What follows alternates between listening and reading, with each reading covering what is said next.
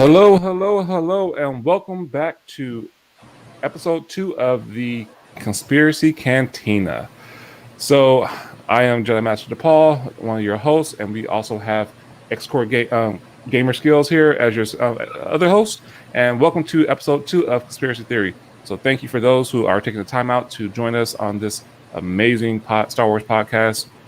And just to have a good time and get fun. We know you probably could be doing other things in your life, but you are taking the time out of your life to enjoy some good times and with some good folks and talk about Star Wars. So thank you very much. And so with that, we have a action-packed, fun and exciting topic and show for you guys today. So if you haven't already, do me a favor, do us a favor, go ahead and hit that big red button below, that subscribe button, and also hit that little bell, hit the all, because anytime we put out any new content, go live, or anything we put out, YouTube's going to send you a notification saying, hey, Conspiracy Theory about a new podcast, so you might want to check it out. So with that, we're going to get right into this one, guys. So like I said, we got some great stuff lined up today, and we're talking about what topic today, and we have some special guests too. Today's topic is one of my favorites. It's a what if Luke and Leia had traded places? So we're going to set it up. We're going to start off if they had been swapped at birth. If Luke went to Alderaan and Leia went to Tatooine, and then we can sort of talk about, okay, well, what if they had traded places after the events of Hoth, and then what if Luke ended up getting captured on Bespin? What would have transpired then if Leia had gone directly to Dagobah after that? Gotcha. So that's gonna be a fun one. That's gonna be a real good one. That's some good what ifs, and that's some good topics to go over because people. I mean, I know that there are some what if books out there, comics and stuff like that, but nothing's canon. But at the same time, that's why we are the Conspiracy Cantina, because that's just a topic. I mean, and we'll get more into that one, but we do have some special guests that are joining us today from TikTok and some other social media platforms. So we're going to introduce them right now and bring them on to talk about this topic and join us on this one. So we have some amazing people that you guys may be familiar with, and we're going to go ahead and do the introductions right now. So we're going to start from below me. We see Jedi Star Killer, and then next to him we have Nico Skywalker. So guys, we're going to start off with Jedi. Go ahead and introduce yourself, and then go right after that to Nico. Okay, well, I am Jedi Star Killer over on TikTok, and I'm also here on YouTube at the SK Base and on Twitch. But pretty much if you look up Jedi Star Killer, you usually find my face somewhere around there. Thank you guys for having me on today, by the way. Super excited to talk about this with you guys. Awesome. Thank you. And Nico? All right, yeah, I'm Nico Skywalker. I'm on TikTok. For right now, I'm going to make a YouTube soon. I have an intro coming soon in the next couple of days. So Nico Skywalker on YouTube also, just no videos yet. Nice, awesome. So guys, thank you so much for joining us, because we've been looking forward for this topic for a while. And surprisingly, this is something that has surfaced around TikTok before, this topic a little bit. And just within the community, but at the same time, like I said, they've done books and comic books of what ifs, but we're going to give our perspective about this and just what, like, the real what if, and like, hey, why, and like what could have been in the Star Wars universe. So with that, xcoregamers, what's the first what if we're going to go over? So we're talking about what if Luke and Leia had traded places. So I figured we could break this up into sort of 3 parts. We'll do what if they were switched at birth, and then after we discuss that, we can do what if they were switched after the attack on Echo Base. So somehow, Luke doesn't get on the X-Wing, he goes with Han. Leia hops in, Red 5, and she takes R2 and goes off to Dagobah. And then we can do what would have happened if Luke had actually ended up getting captured by Vader on Bespin. Time permitting, we'll cover all those. Man, okay. All right, great. So, what's your thoughts? Like the first one on the what if? I can go first. Yeah, feel free to jump in. This is sort of if you guys have been on the any of Chaco's podcasts. If you guys have a thought, we're here for you. I brought you guys on because I obviously want to hear what you have to say. So I think it's very interesting because the way Luke and Leia are characterized, when you go back and you watch the prequel trilogy, they're so much like their parents. Like Leia's got that tough outer exterior.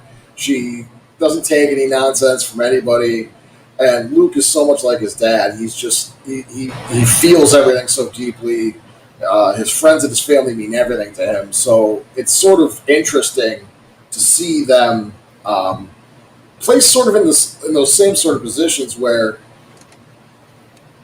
Leia's raised by a politician and Luke is sort of watched over and is being groomed to become the Jedi.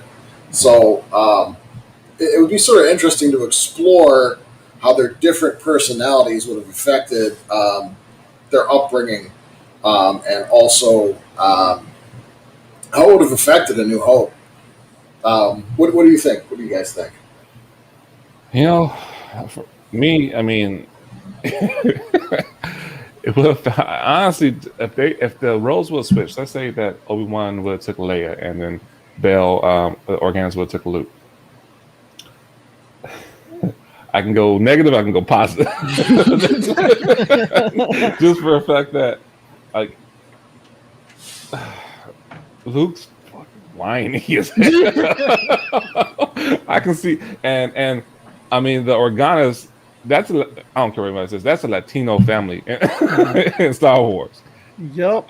So I'm gonna let you, Star Killer. I'll let you touch more on that part. But you see where I'm going with this, because that whininess will not have cut it. Hey, nah, not at all.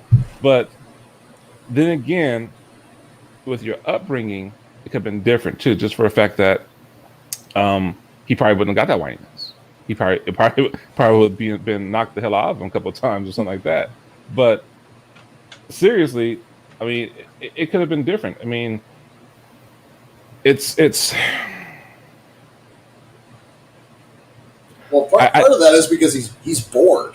He keeps being told his dad was this great, spice runner or freighter, and he wants to go do that. Mm-hmm. Now, mind you, Bail had Leia smuggling for the rebellion since she could basically fly a plane. Right. So he wouldn't have been bored on Alderaan. True.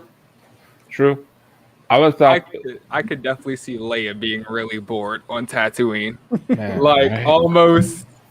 almost like would she have benefited from it? Like, would she have been the more competent twin to have been placed on Tatooine? Like, of all of the twins, would Leia have benefited the most? I think she probably would have, and still would have found a way, because in Leia's heart, the Resistance was really what she wanted to fight for, and nothing could stop her from that. I think part of the problem in their upbringing is that one of them was raised with a nuclear family on Alderaan, with a mom and a dad and a family, and the other was raised by Owen and Beru, who were not necessarily the best equipped to raise one of these kids. Like, they really weren't. And like, the fact that Owen was like, sure, let me tell you a story about your dad, and make him look like a hero. Like, it's no wonder that Luke grew up with this like idealized image of his father in his mind, so that later when he comes face to face with Darth Vader and he learns that that's his dad, he's like, no, my dad's a good guy. My dad's a hero. He was a navigator on a spice freighter. Like, Owen did not help the situation any by feeding him that narrative of his father. So I feel like, honestly, whoever ends up with Owen is going to end up with a pretty screwed up version of who their dad was. Plus, Owen only met the dude like one time. Like, he met him, he had dinner with him one time, and that was it. And he's like, oh yeah, I'm going to tell you the story about your nice space freighter dad. And like, Like, what? You didn't know the guy? Like, there's a comic where he gets mad at Obi-Wan Kenobi and like he's going off on him. I'm like, you guys just met. Like, you met on Tatooine after Anakin died. Like, what is this? You're defending Anakin? You knew him for a dinner. What is going on here? Right? That's a damn good point. Just for the fact, like, you can see what Anakin, y'all lost his mama. Y'all lost his mom. I said it. I think last episode. It's like you can tell Baru really wants to, raise this kid. But if you look at the end of Revenge of the Sith, Owen's just like, I guess. I suppose I should. It's the right thing to do. Well, imagine this random stranger shows up on your doorstep and is like, hey guys, this is your nephew. Please raise him. But not like blood nephew, kind of like step nephew. Like, what's the name for your step nephew? Like, they didn't even give him their last name. They were like, nah, he's Skywalker still. He can be a Skywalker, right? He should have whined about. He would have whined about dinner parties. That's a good one. He will have whined about dinner parties instead of power converted. Wow. Gosh, I could just imagine it. But like, I don't know. I feel like Luke is just so like too whiny for the household that the Organa seem like they would have and like that raised Leia. So either it gets beat out of him, or not beat out of him, but like La space chancla. Like, it'll get beat out of him. It's either beat out of him, exactly, or he's just gonna be whining for the rest of his life. I feel like he kind of found his drive. His drive was wanting to find his dad. So when the first opportunity pops up, it's like, okay. It's like, yeah. I knew I didn't belong here. I knew this place wasn't for me. I needed my dad this whole time. Let's go, Obi-Wan or Ben. And see, and it's one thing to have that drive. And I think honestly, the Skywalkers in general, they have that drive. I mean, it started with Anakin, and then both of like you said, both of their parents, Anakin and Padme, both had that strong head, different views on things, but they was very determined that, hey, I'm going to get what I want and achieve my goals one way or another. Padme was going the whole like more of a civilized way, and not illegal and murdering younglings way, but let's go this way. So yes, the upbringing, it has a big part in it, but at the same time, you do have to. I take into consideration too the difference of raising a boy and a girl, a son and a daughter. And just for a fact that I have a son and a daughter.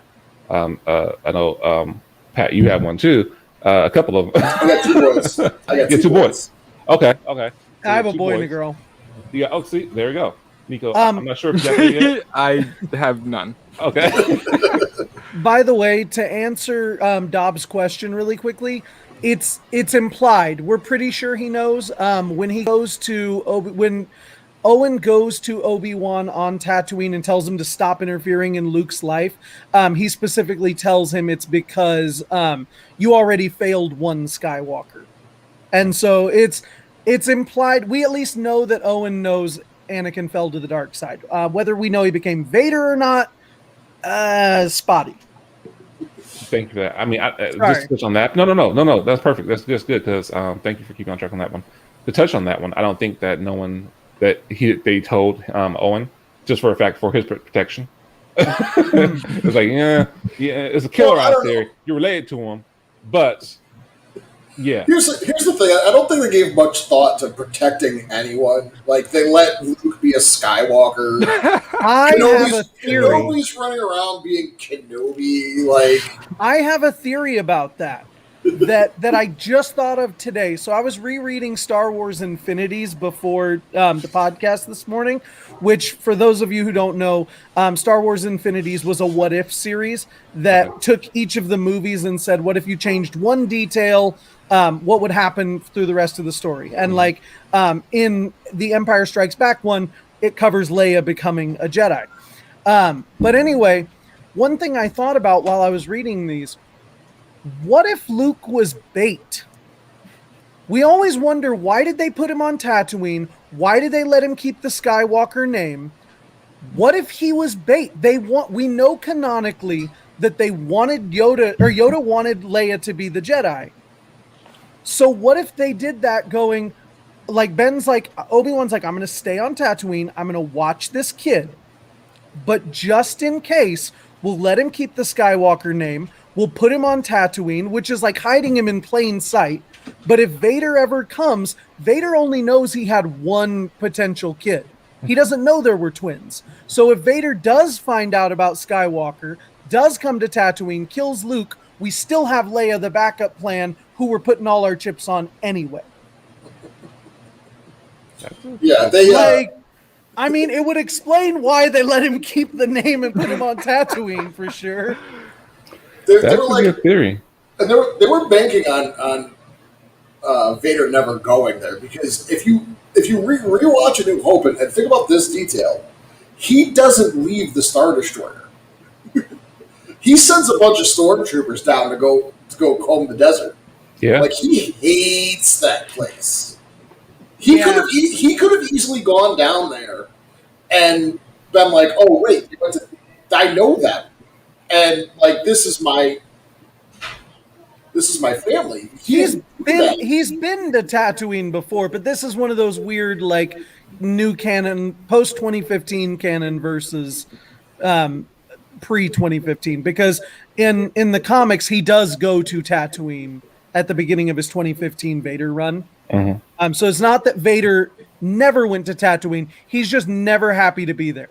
Like, right. The time that he is there, he just spends the whole time pissed off. Like, Afra tries talking to him, and he's just ignoring her because he's just running through all of his life in his head. So he definitely never wanted to be on Tatooine. Right, because and he's just like, well, it's an empty pod and or a couple droids. Mm-hmm. The stormtroopers can handle it.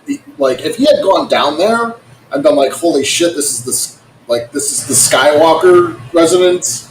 Wait, there's someone missing from here. Like, you know what I mean? Yeah. So it's just they were really banging on the fact that he did not want to be on Tatooine. Man, that was a big bang, because I'm like, the man. He grew up on Tatooine, right? Like I said, but at least if he were to find Luke and kill him, we still have one more, and Vader has absolutely no reason to assume there would be a second kid. But would he have killed Luke, or would he have turned him into an apprentice? I mean, see, and this is one thing, when I haven't weighed in on this on TikTok yet, but I've said it before.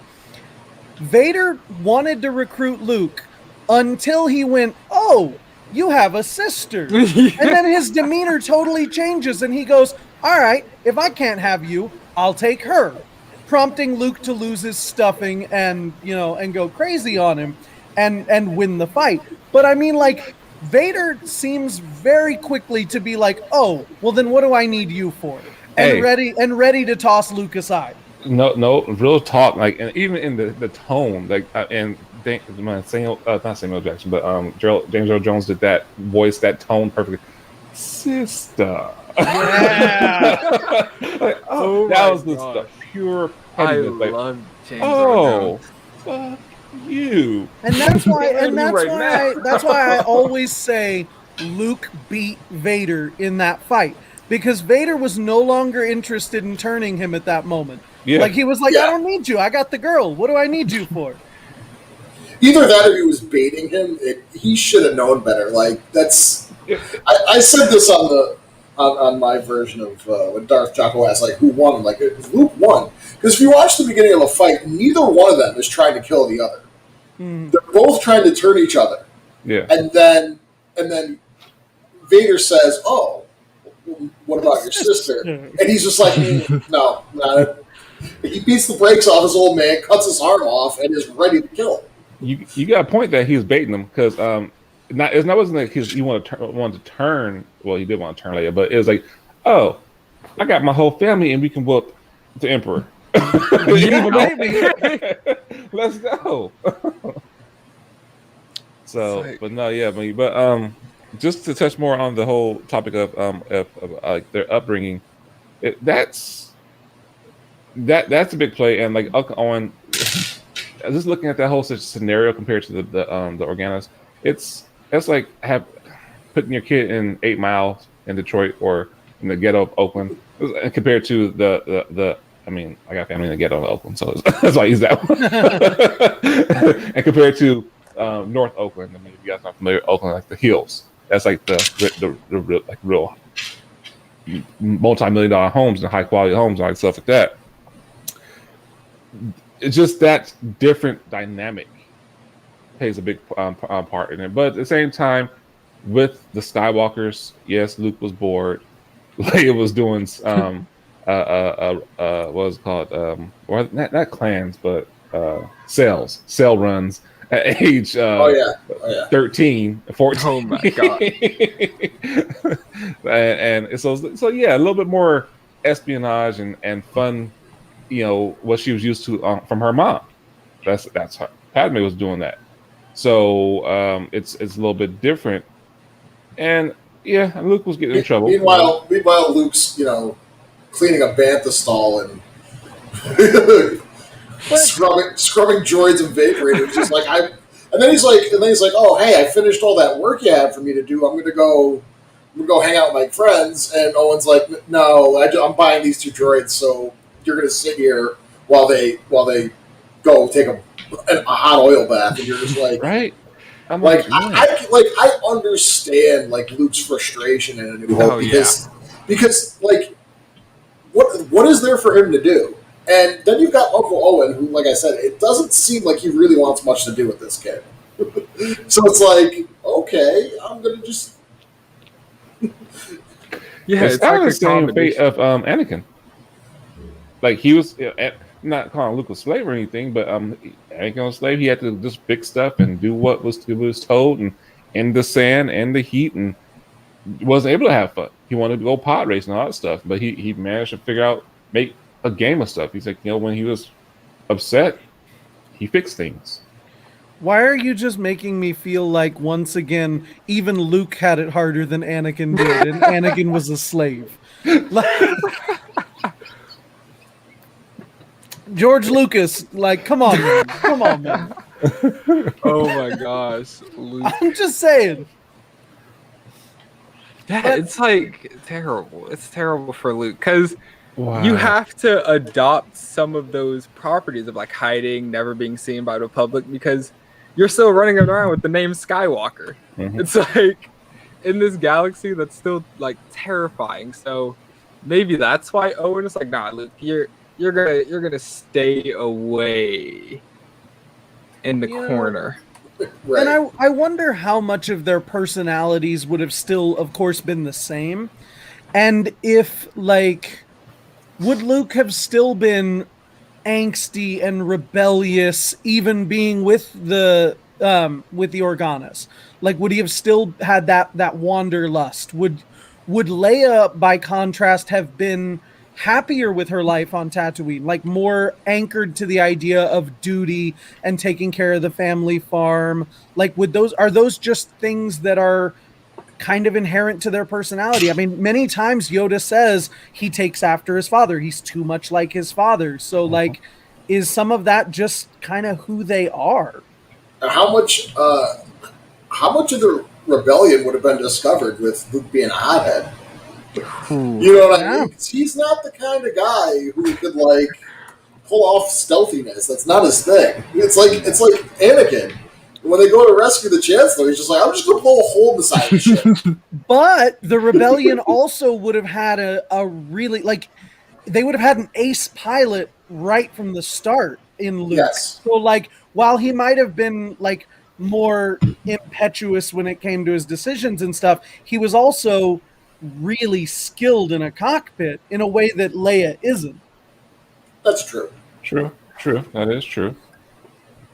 Yeah, I mean, so who blows up the Death Star?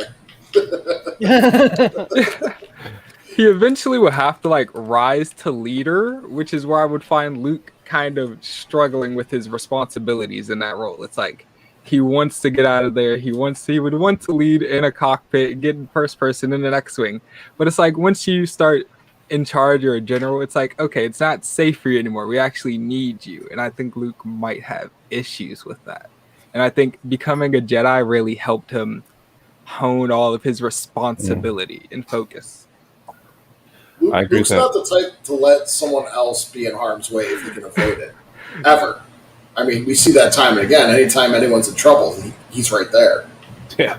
It's like, I gotta go. I'm like, bro. So I mean, like what happens on Tantive 4 when Vader breaks it down? Is he trying to hide and get the message into R2, or is he right there with the rest of the rebels trying to shoot at Vader?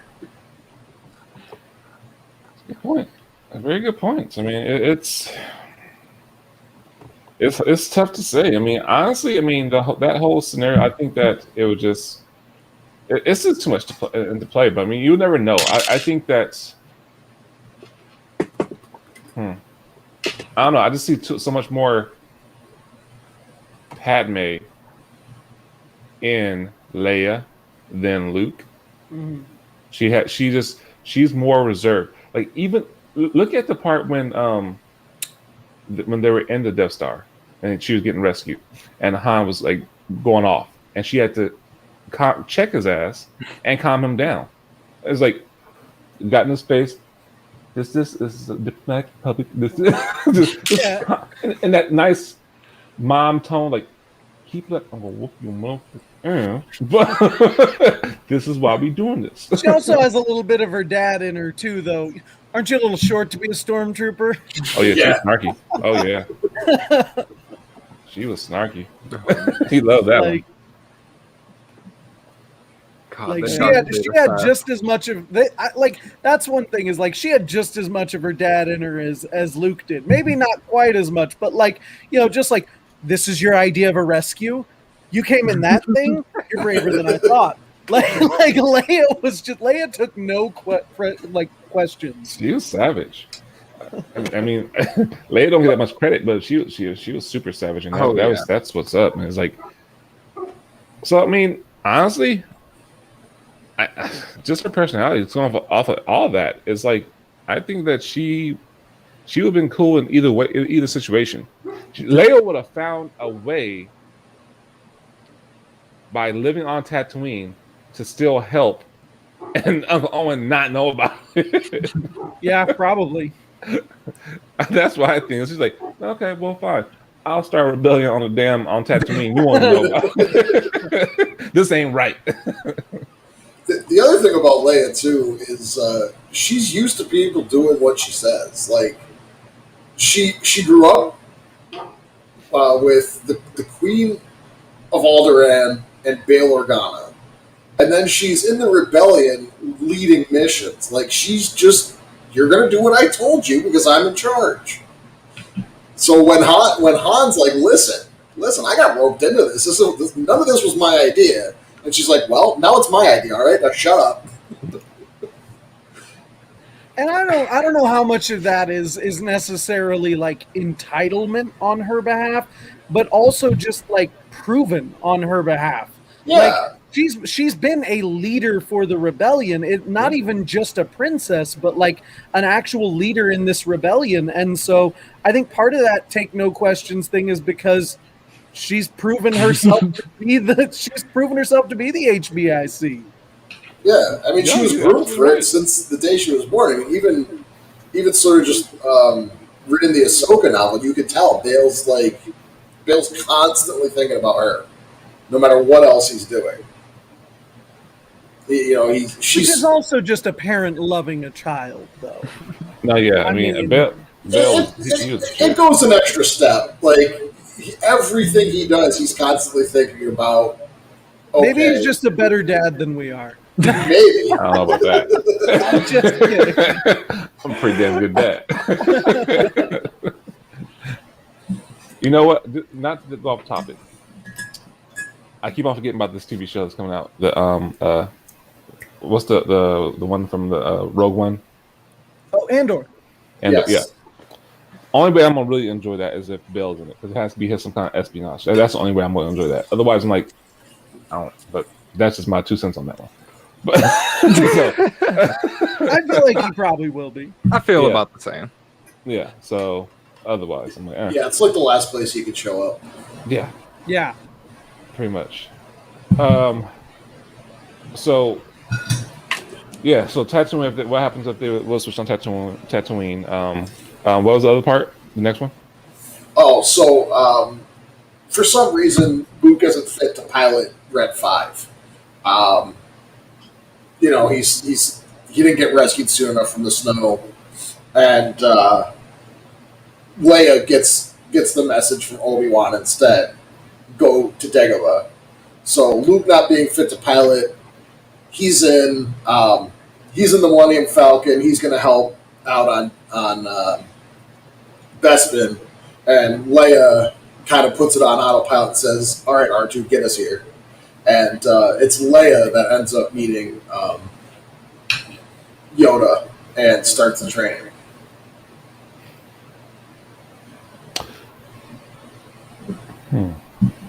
From my perspective, she's like instantly training to kill Vader. If she's like still raised by Bail, she's training to kill Vader.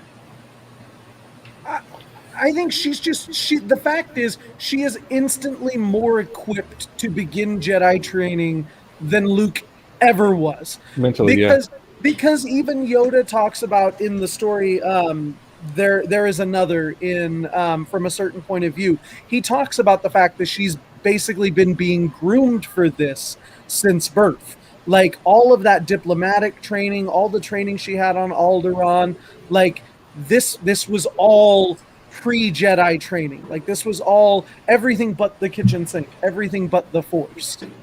You know what? I agree with you on that one. And here's my thing though. Because most Force-sensitive children have a run-in with the Force on accident. Something triggered, if it's telekinesis, if it's a blast or something like through some kind of that type of emotion. And these are emotional kids, especially Luke.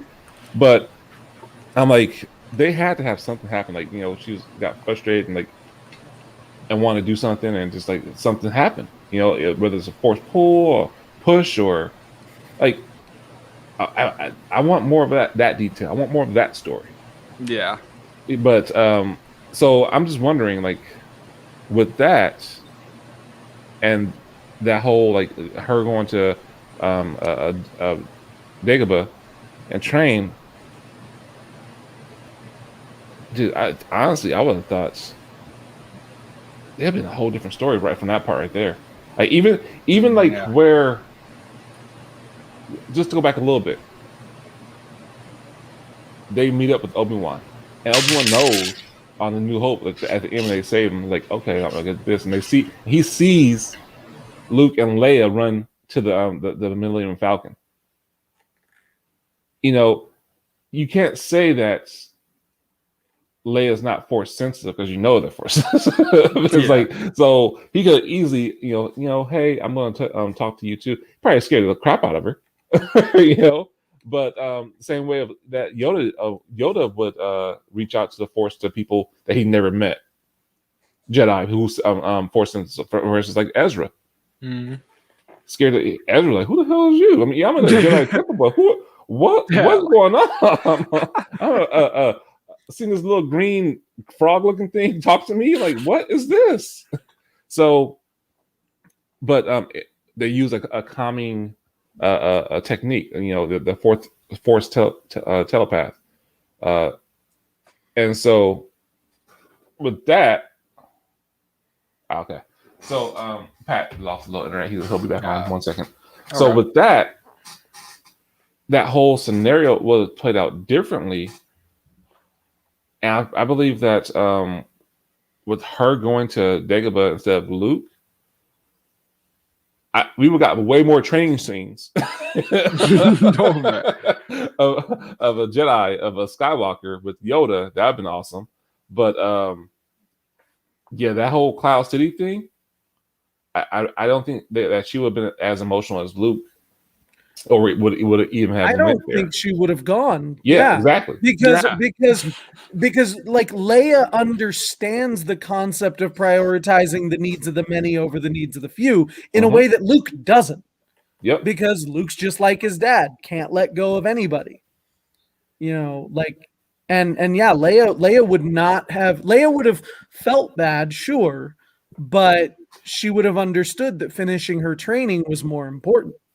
Yeah, absolutely. She was like, well, hey, yeah, I would have lost some friends, and hell, Yoda probably would have taught her already. Like, well, just reach out into the Force. Use your, trust your feelings, and you can sense that it's a trap. Luke didn't want to do that.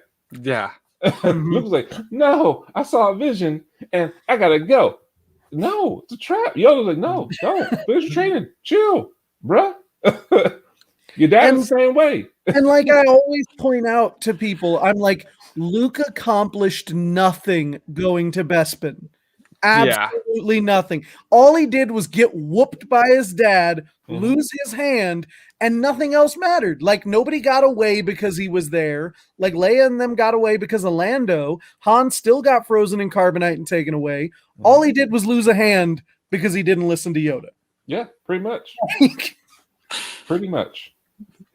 So, and that's the thing is like, you had to, if Leia would have went and like, okay, yeah, I'm listening, fine. I'll trust you, Yoda, and we'll go from there. I'm going to tap into the Force more and finish this training. Then cool. So that would have turned out way differently. I mean, Han went to Jabba. The crap wouldn't have been said. Darth Vader been sitting there like, oh shit, this didn't work. Just sitting at that dinner table waiting. It's like, oh man, these guys are a little late. Which is my favorite scene in Empire. Is the fact that like how extra Darth Vader is to set up that whole dinner table and then just sit there like, I'm ready. Any minute now. Right? It's like, okay. How long was he sitting there before they came in? Right? Well, and afterwards, did he make them sit down and eat dinner before they went off? Oh man, that would have been He's like, no, guys, sit. Right. Robot Chicken did the best one with that one. It's like, so how's everything going? How's the rebellion?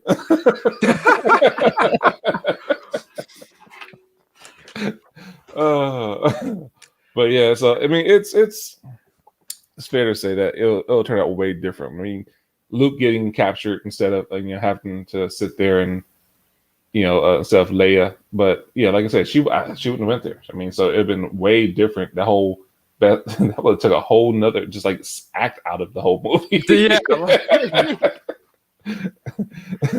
Well, and we probably would have gotten, I can imagine like we just get an extended sequence of like Luke and Lando and Chewie trying to escape with Vader chasing them since Leia's not there, and maybe we see a little bit of that Force sensitivity in Luke still, like we see with Leia knowing where to grab Luke.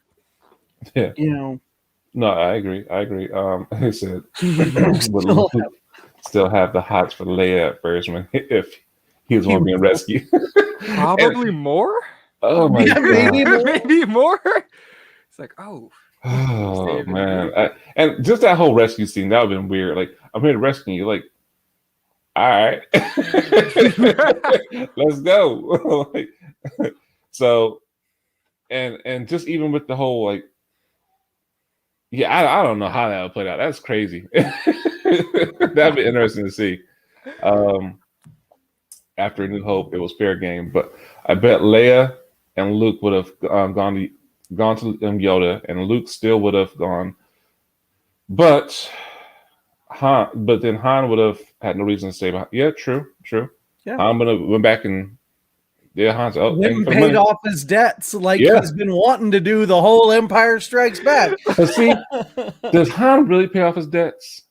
No, he wanted to though. He wanted that's what he said. Like get job off his ass, but he had the money, and he's like, he had the money. He had the money to pay, but he was like, or do I save Leia and spend a little more time hanging out with her, right? or do I go ahead and go over there He was and pay put off off Jabba? off his responsibilities, and that's what got his ass caught up. Like, hey, your power's about to cut off, man. You pay your bill. Your past due.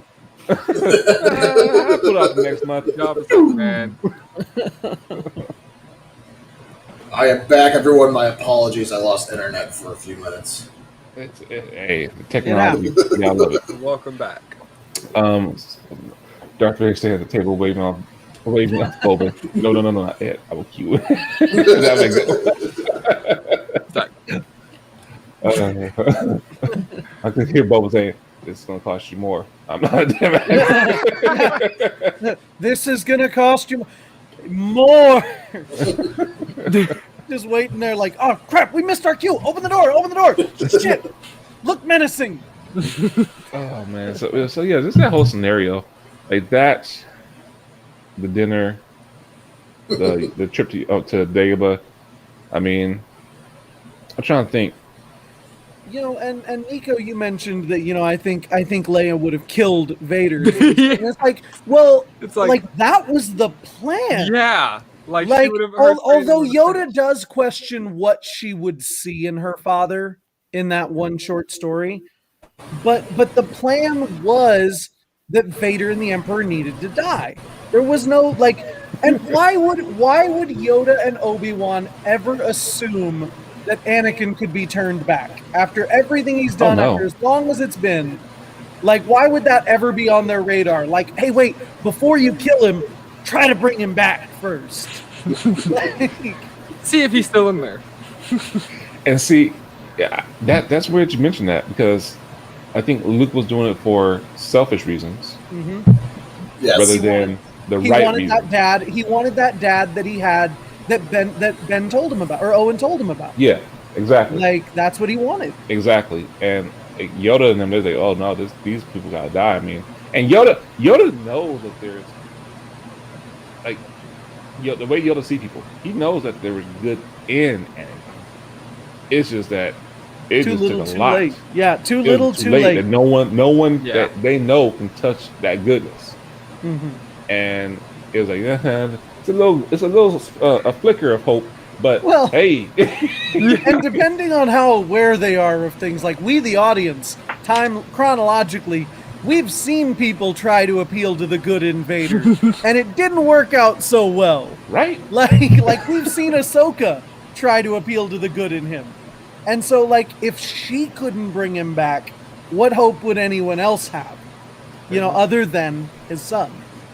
Pretty much, man. And it's crazy just how they set that up. I mean, it's like that whole like training thing, and like how Yoda say, "Hey, Luke, just do this."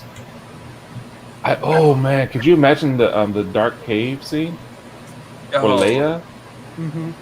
She probably wouldn't have taken her lightsaber in. Nah, She No, would have that- trusted Yoda, trusted the Force. yeah, Yeah, she would have passed her mirror. Yeah. And the thing is, too, is I don't know if anyone mentioned it while I was gone, but she wouldn't have been trying to shoo away Yoda as soon as she met him, Mhm. because Yoda would still have been trolling her, but she with the Ewoks, she'd just be like, "What do you need? What can I get for you?" And she probably would have seen through it. Like, she probably would have at least been like more questioning of, who are you? More trusting of what he is, less impatient, less. yes, Like, yes. what are you really doing here? What are you And- really doing here? Well, because I mean, when Luke asked when he asked Luke, "What are you doing here?" He goes, "I'm looking for someone," and he goes, "Well, have found someone? Have you not?" Leia would have been like, "Oh, I see what you're doing." Mm. Whereas Luke's just like, "Hey, can you get out of here? I'm busy." It's like, I don't have time for these games, old man. Right, pretty much. And it's like, Listen. and that makes perfect sense. What's up, Justin? That makes perfect sense. It's like, you're looking for somebody, and you're on this swamp land or swamp world, and looking for this Jedi Master. Just because you have a picture or idea of what a Jedi Master looks like, and that's what cracks me up. Is like, dude, you live in a universe where you got somebody who has a head, an eyeball on the belly, and, and it's like, how the hell? What the hell do you know what a Jedi match looks like? It's like, what? Remember though, Yoda. Remember, Luke was looking for a great warrior. Wars not make one great. True. You know, and like we wouldn't have gotten that line. We wouldn't have gotten wars not make one great because Leia would have understood that before Luke ever did. Yep. Yeah. Absolutely right. And Like I said, how many of these other species had Luke even seen, though? I mean, like I said, he was stuck on a farm. He would take the occasional trip to, Tashi Station or wherever, and he knew of the Jawas, but, like, look at how he looks when he enters that cantina. He's like, what is all this? true. Leia has that benefit. She's been around. She's met everybody. Luke, like, it really is a disservice to him that they kept him basically locked in a basement. It's the basement of Star Wars. That's what Tatooine is. That's where you go when no one wants to look at you anymore. Just hang out on Tatooine. Yet don't everybody worry. just keeps going into the basement all the time. Yeah. All the time. Like, hey, we gotta get away. Tatooine. I guess what? Jakku's in the new basement? The basement? Essentially, it's where you put stuff you're not going to use. Tatooine and Jakku. Which one do you want? Hot or hotter? Come on. It's like when they go there in Phantom Menace, they're like we're really going there? Like there's nowhere else we can stop? We can't limp somewhere? No. Can't call AAA? There's no space AAA? We can't make it? So, Starkiller, you said something very interesting about Leia, like just how she interacted with the Ewoks. That's a damn good point, because she wasn't like, it wasn't even the whole like, this little teddy bear gonna do for me. It's like, hey, how you doing? She was using her diplomatic skills. She knows that every species out there is different. So if you can get up and use weapons, you're an ally. What can I do to help you? What's up? You can talk? Great. Let's help each other. Mm-hmm. And so no, you're 100% right on that one. That scene would have been completely different. Like, yeah, do you know Master Yoda? No? Okay. Maybe you can help me find is anyone on here who's a human who can speak besides me and you? No? Okay, well, let me go keep on looking. It could have been totally different. Or yeah? All right, great. So how do you get so big eating food such as this? Yeah, it would have been a totally different. Plus, I don't know if Yoda would have trolled her in the same way that he trolled Luke. Nah. Because he trolled Luke specifically because he didn't want him. Like he was proving to Obi-Wan, because we know that Obi-Wan's there the whole time, like in his Force Ghost form, and like he's showing Obi-Wan this isn't the kid. He's like, he's not the kid you think he is, because he's trolling him, and he's like, look, because at the end of the whole thing, when he's done trolling him, he goes, I can't train him. He's too impatient. I told you. He's like, I told you he's too much like his dad. Can you imagine that conversation before he went out? He stood out there on that log. He's like, watch this shit. No, why'd you bring him here? Don't bring him. I'm going to show you what I'm talking about. Watch this.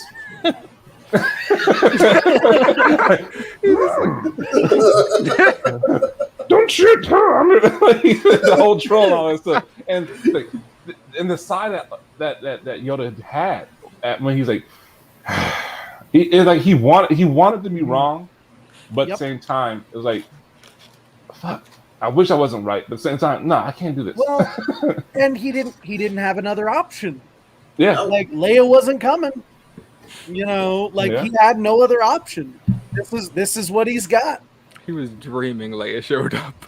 Yeah, he was dreaming. Man. Well, then he should have took her to Dagobah. Right.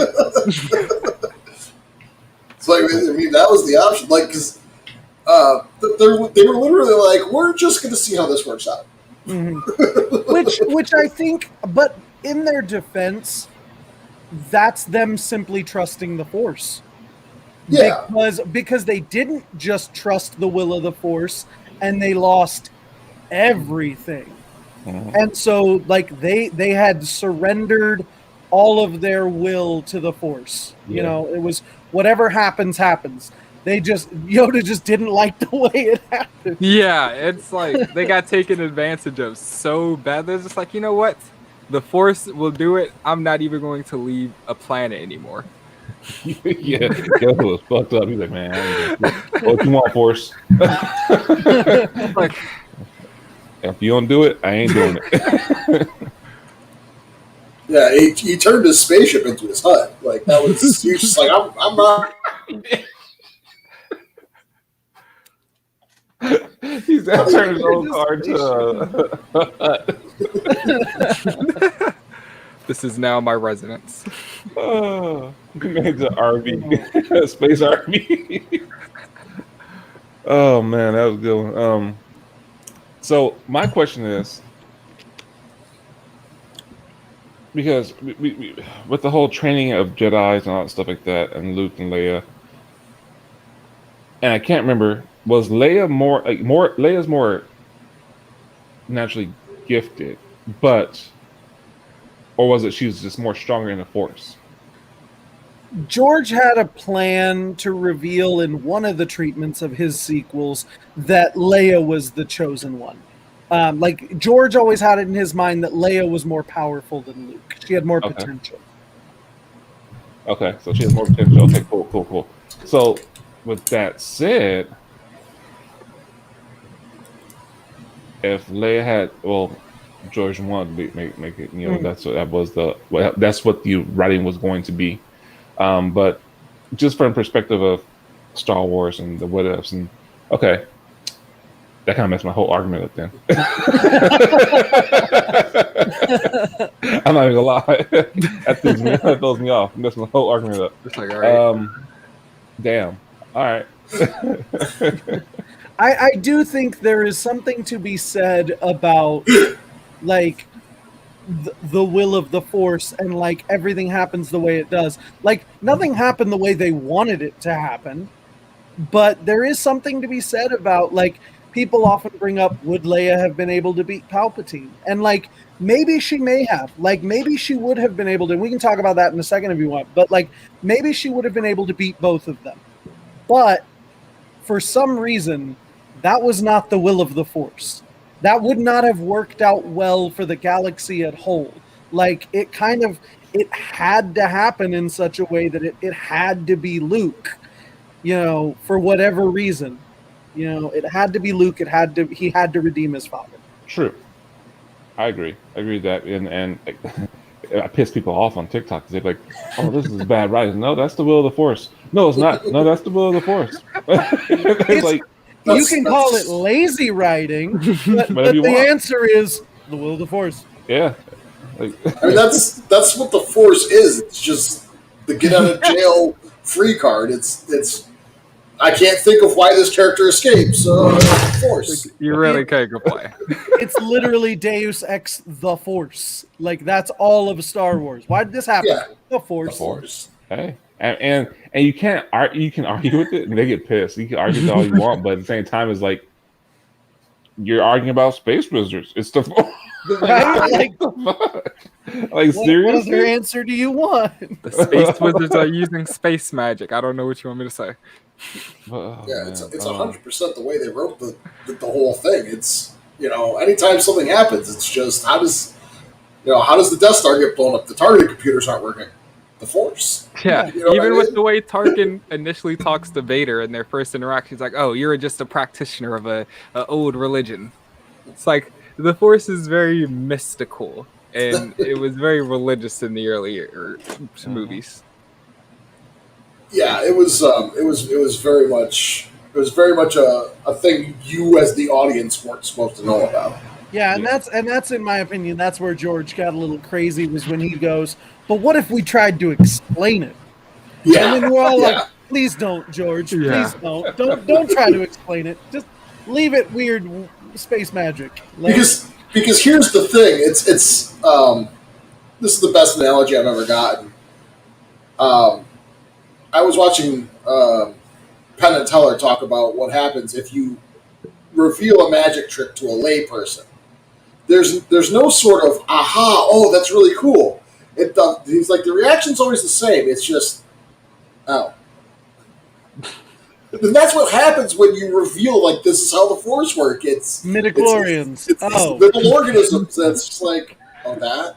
Like, you know what I mean? So like, there's a reason magicians don't reveal their secrets to non-magicians. It's because it ruins the magic. It doesn't make the person really excited and want to go and try it. It makes the person go, oh. And that's sort of what happened when we got the midi-chlorian thing. I remember being a kid going, oh. Because I was in like, I think 8th grade when that came out. When Phantom Menace came out? Yeah, something like that. I was like 8th, 9th grade maybe. I think I did. Did I graduate? When did it come out? What year? 99. yep. Yeah, I was graduating. 99. I was a freshman. No, See, I was 10. I like that we have this nice little like. Yeah. And Nico's just like, I was a fetus. The Phantom Menace was the most popular movie on the month I was born. That's why I started watching Star Wars. It was a really fun movie. A lot of people don't like it, but I remember going to see it and like going, I really wish I could go see that again because like I don't know, I had a lot of fun with that movie in the theater. I saw it a couple of times, that's something I like about Star Wars is just the fact that they are releasing more movies and more things like that, and you are giving everyone, different generations, the ability. Because that's one thing I used to be pissed off, and not maybe pissed off, but regret. And I had no control over it, that I didn't see the original trilogies in the theater when they first came out. Now when they did re-releases, I went and saw those, and it was cool, but it just still didn't feel the same. It was like the first one, and it was like, okay. But then the prequels came out. I went and saw it with my mom and all that stuff, and my friends, and saw those, and it was great. I mean, so I had gripes about certain things, but I wasn't a prequel hater. And even the new ones, like The Force Awakens, I went and saw that like I think 4 times in the theater. I thought it was a good movie. I was like, damn. So, but that's one thing I love about Star Wars. But to touch more on the whole Luke and Leia thing, something that the obvious we didn't even fucking put out there will be no Kylo, or would they?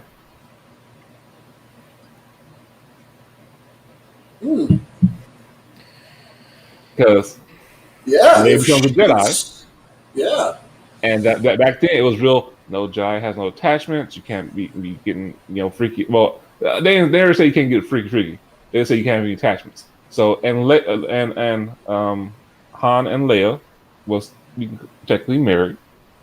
Whatever, however you do it. So whatever. Space marriage. And so they had whatever the kids. But in this one, there will be no. Well, I guess there wouldn't be a Kylo. It'll be something else because then Luke can go have kids. And I mean, if we're going by because now we're in totally speculative territory. Yeah. So if we go by legends, I mean, Luke still had a kid, even though he was a Jedi, and so there's still a possibility that they still have Ben, like that she and Han still have Ben. Okay. It's a possibility. It would just be a totally different story if you kept it with Ben, because now it would be his mom training him and not his uncle. Which would do they fall in love if they're not on the Falcon together, going to Bespin? Because that's when it happened. Mm-hmm. They're spending. Now I don't know canonically how long it takes, but they're spending however long it takes to get from Hoth to Bespin in sublight speed, which has got to be a few weeks at the very least, just hanging out on the Falcon with nothing much else to do. True. That's so. That so if that doesn't happen, do they end up falling in love? Does she still see him as a nerf herder, swiftly looking nerf herder, or does she see him as, he's Han. Let me that force push real fast, brother. I don't know. I think Han would keep biting at it and fighting at it until something happened. It was like Han was determined. Right, I don't know. But does she have the same appeal if she's not Princess Leia of Alderaan? Sorry to stop you, DH. I just. Oh no, you're okay. I'm just like, I feel incredibly biased on this one because like, Han and Leia are my favorite ship, and so like I want to feel like there's just something between the two of them, whether they were trapped on the Falcon or not. Like it might not happen right away, but like I want to believe that they would have got something. But I'm probably just being biased. Well, no. I mean, you got a point. I mean, even Darth Draco, he says no way she was forced to be with him for a few weeks, and we've all known that we've had that one relationship, or that person that was like, fine, let's just try it out, see what happens, and go from there. Next thing you know, I was like, you're pretty cool. I don't know how I'm with you, but you're pretty cool. Oh man, so no, I mean. It says, I think it still would have happened, but less chaos included romance.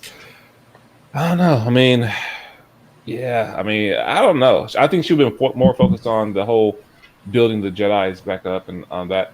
And here's the thing: even if a type of Kylo would have been born, another Skywalker out of that lineage, if Leia was the mother. Like was hey, she had a kid. I think he would have turned to the dark side faster. Just for the fact that having your mom as a fucking principal, you're gonna fucking rebel. He's homeschooled. The Grandmaster. I have a serious question for you though. Do you think Leia would have had the same affinity toward restarting the Jedi Order that Luke did? Because I think a lot of Luke's reason for wanting to continue the Jedi Order, to restart it, was to honor his father. And because everything Luke does is like in the shadow of his father. It's all driven by this need for acceptance with his father. And I feel like a lot of him starting the Jedi Order or trying to restart it is trying to find that connection to his father and to his history. And Leia doesn't need that. Like, would Leia just look at the Jedi Order after defeating the others and go, you guys screwed everything up. Maybe this doesn't need to keep going. Does she hit that Octo Luke after Return of the Jedi, where she's just like, no, the Jedi Order is done with me. I'm not training new ones. I think it depends on whether or not she lived with Bail, because what she's doing is honoring Bail's legacy when she becomes a leader in the New Republic, because Bail and I cannot remember her name, her mother, they mean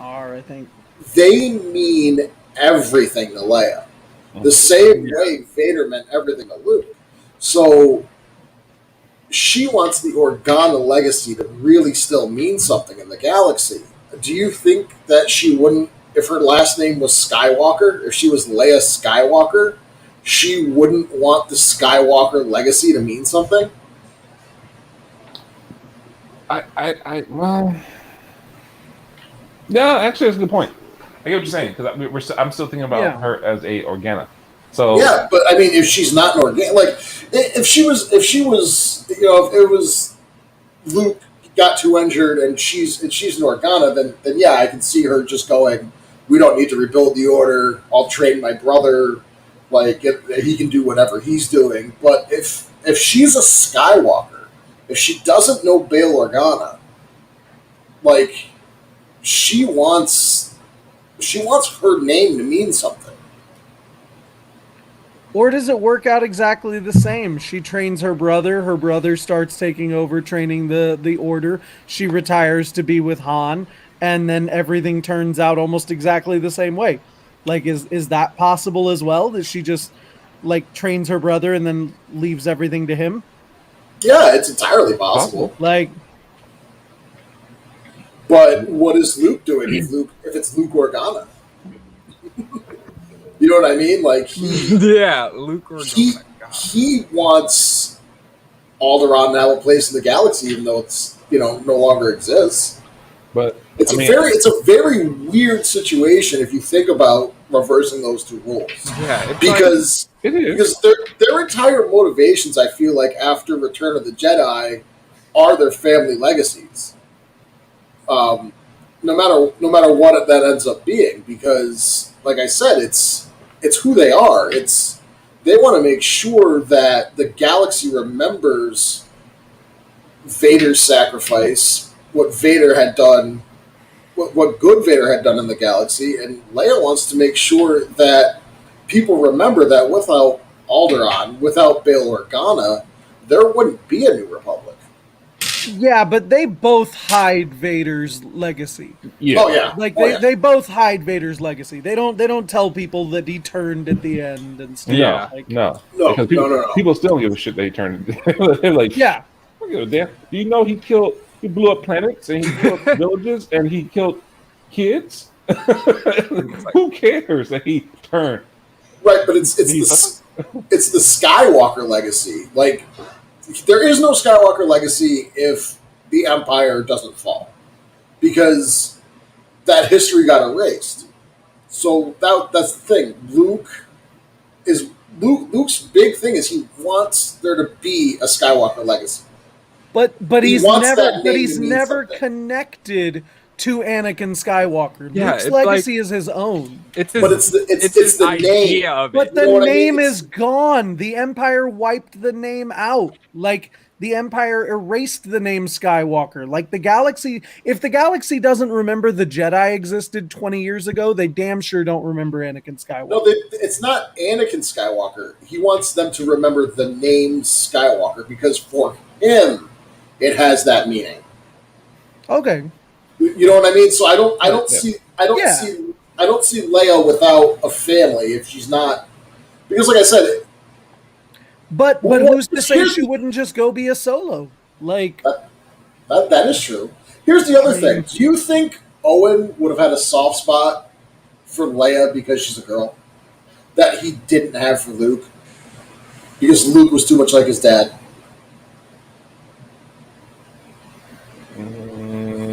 How would that have changed the upgrade? Because if you look sort of at the that scene there in Attack of the Clones, like, neither one of them really cares for Anakin. He just shows up at the house, but they sort of have a natural rapport with Padme because, well, it's Padme.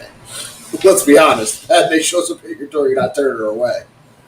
I don't think he would show her any different. He would have been more, if anything, protective, but like more like not even protective, but more keep her even more stay your ass in the house. Yeah.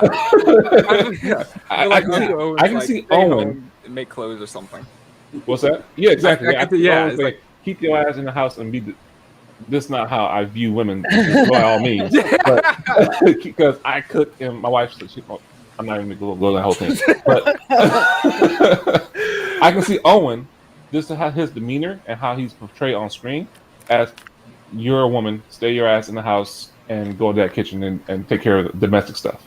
Well, and he was already super protective of Luke anyway, like, so he would have been, probably been more protective of Leia. Because regular Leia was driven by a lot of politics. I think she would have been driven to start the Jedi and been better at it. See, that's the thing. It's like I think she yes and no, and it wouldn't have been a Jedi Order. It'd been kind of something different. It wouldn't have been the old one, like you said, and even Yoda agreed. Like, it needs to die. What we know of the past, how it was, that needs to go. Start something new. And the last thing the Jedi need is to be driven by politics. We've already seen this. Exactly. Didn't work out last time. Yeah, so, we don't need Jedi peacekeepers anymore. She knows that the Jedi shouldn't have been in that. The whole I should say Padme knew that. Leia was like, no, you keep politics and all that stuff out of it like that. I think if she had been the one to restart the Jedi Order, she would have tried to build something new.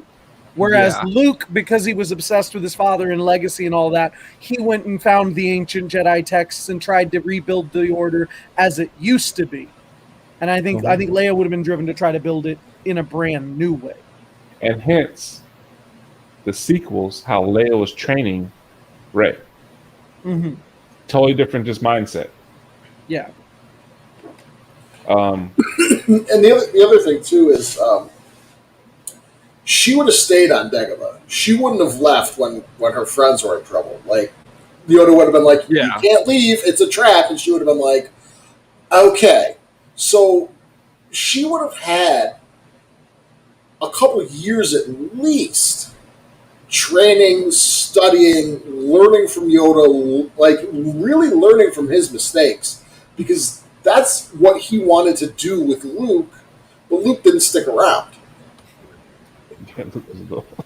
I feel like I'm laughing at Luke Organa.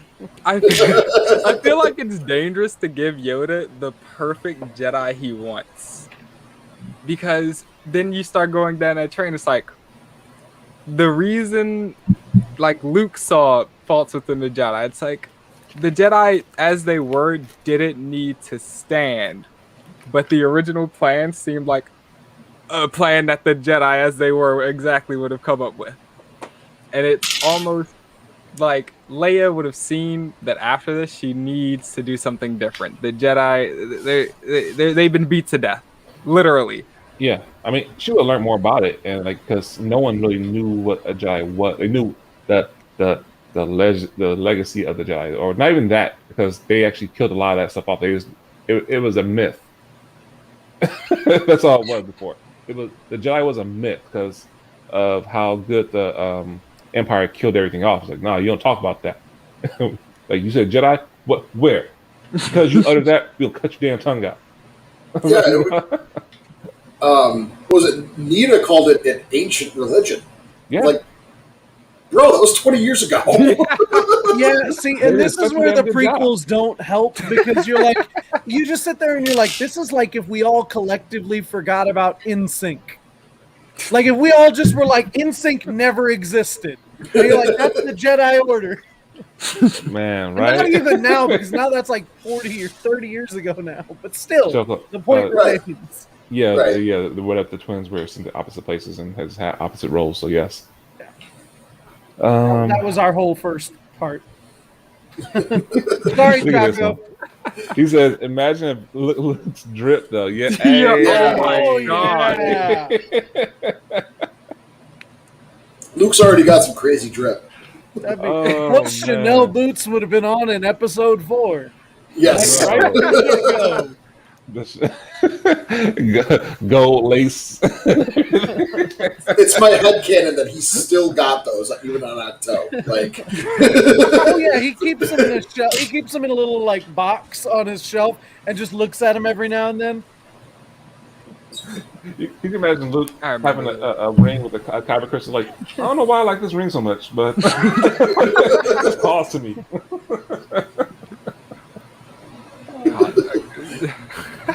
It's a mood ring. Sometimes turns green, sometimes turns blue. Like, oh gosh. Oh, looking like Zoolander. Bye. That was a good one. The gold get up from the holidays. Oh man. That would be his first appearance. Oh my god. oh my god. We love Luke, man. Right. Oh, I love his outfits. Now I'm imagining like full on like sassy Queen Luke in his like Liberace outfit with a cape and stuff. Like, aren't you a little short to be a stormtrooper? When Darth Vader asks him for the Death Star plans, what are plans?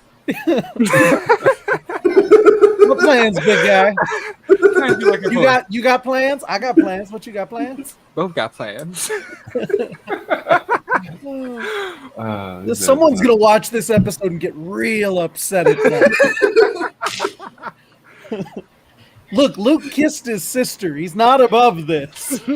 Oh man. You just know every single one of his outfits as a senator has a cape though. Like every single one. Like the only one in the galaxy with more drip than Lando Calrissian would have been Luke Organa. Could you imagine Luke Organa stepping off the Millennium Falcon to meet Lando Calrissian? That's a nice cape, man. You got a good cape, guy? Mine blew up on Alderaan. Can I talk to your cape guy? It's like, I need a cape guy. It's just like, it's Lando seats Luke. Luke on Hoth with fur-lined boots and a fur cape. Oh man. What's the other one? The person that go get up the holiday. Oh my god. I have not officially watched the whole holiday special. No, I still haven't seen it, to be honest with you. It's a hoot. I remember as a kid the pieces of like the Wookiee part, and seeing all the Wookiee family. I'm like, ugh, that actually scared the shit out of me. But and the thing I shared on TikTok, like there's legit they were trying to get as close to softcore pornography as they could with that one scene, and you're like, what were they doing with Star Wars?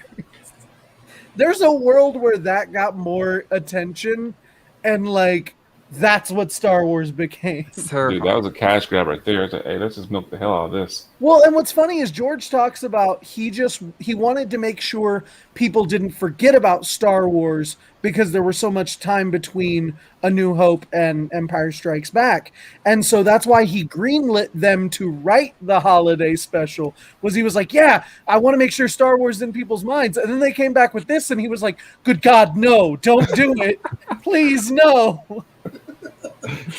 Oh, should he maybe have written it himself? Oh, maybe, but he was too busy with Empire, I guess. Yeah. But like, wow, I've only seen clips, and every time I see a clip, I'm like, there's terrifying. A reason I haven't watched this, and I think this is part of it. Like, I don't need those nightmares. I don't think I do. Yeah. See, one of my friends on TikTok had the holiday special costume, and Mark Hamill actually commented, yeah, not one of my best moments. Oh God. Yeah, see, Chaco just said I've never seen it sober, and that's what I was gonna say. Was never watch it sober. Like you gotta do both. Didn't St. Pat of Starfleet talk about getting that outfit too? Yeah. Yeah, he did. Oh, I'll pay for that one. Oh God. I'll pay to see that one. That's a good one. Oh man. I was gonna say, I lost what were you even talking about? I totally lost train of thought. Sorry, I derailed it. Sorry. Luke's drip is just a rabbit hole, apparently. That's what it was. It's just a rabbit hole. Yeah, actually, no. I do remember Harrison Ford took it serious, like not somewhat serious as much as he could, but Harrison Ford always puts in the work as an actor, even if it's just to get paid. Yeah. He always puts the work in Star Wars, even though he just doesn't like it. No. Oh my God! I'm really surprised they got him to come back for the sequels. To be honest, because they finally killed him at money, and they finally gave him the death that he had been wanting for 2 movies. Yeah, but he for 5 movies. He wanted it in Empire. I meant like chronologically, but yeah, you're right. Yeah, he like because I fully expected them to just be like, no, Han died. Han's not around. Oh man. So, Leia and Luke switched. Leia is a Jedi. Do you guys think do you think Leia could have beaten Vader and or Palpatine? Yeah. Oh yeah. I believe she could beat Vader because she would have been more calm and collective and wouldn't got into the dark, let the hateful through and like that and been tempted and like that. I believe that Palpatine will have been a little bit more challenging. Yeah, I believe. Yeah, the same thing as Depaul. Palpatine is just a monster.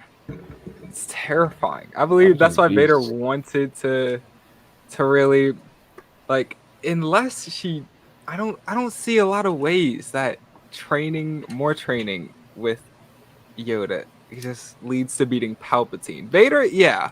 Like easily, swiftly, yeah. Palpatine's like a monster. Like Palpatine has essence transfer, and that's like his whole big end game is to find this perfect vessel to continue living, and like the only way it works is if they try to strike you down with hate, and he can transfer his essence into their body, and I'm like. It's a pretty fair bet that, especially after Alderaan, Leia's not going at him calm and collected. Yeah. Like she's probably going to try to kill him, and he's probably going to I think she's powerful enough to, but I think he's too tricky. here's the thing. So I want to go back to Leia versus Vader. I think Leia would have caught Vader off guard by saying something about Padme. He's like, Ooh. "Oh, something on the lines of you couldn't even keep my mom alive. So how can you even run a galaxy? Something just like whatever. Something just Leia throwing jab him, Spider-Man quips. catch him off guard. Like, oh, and then bah.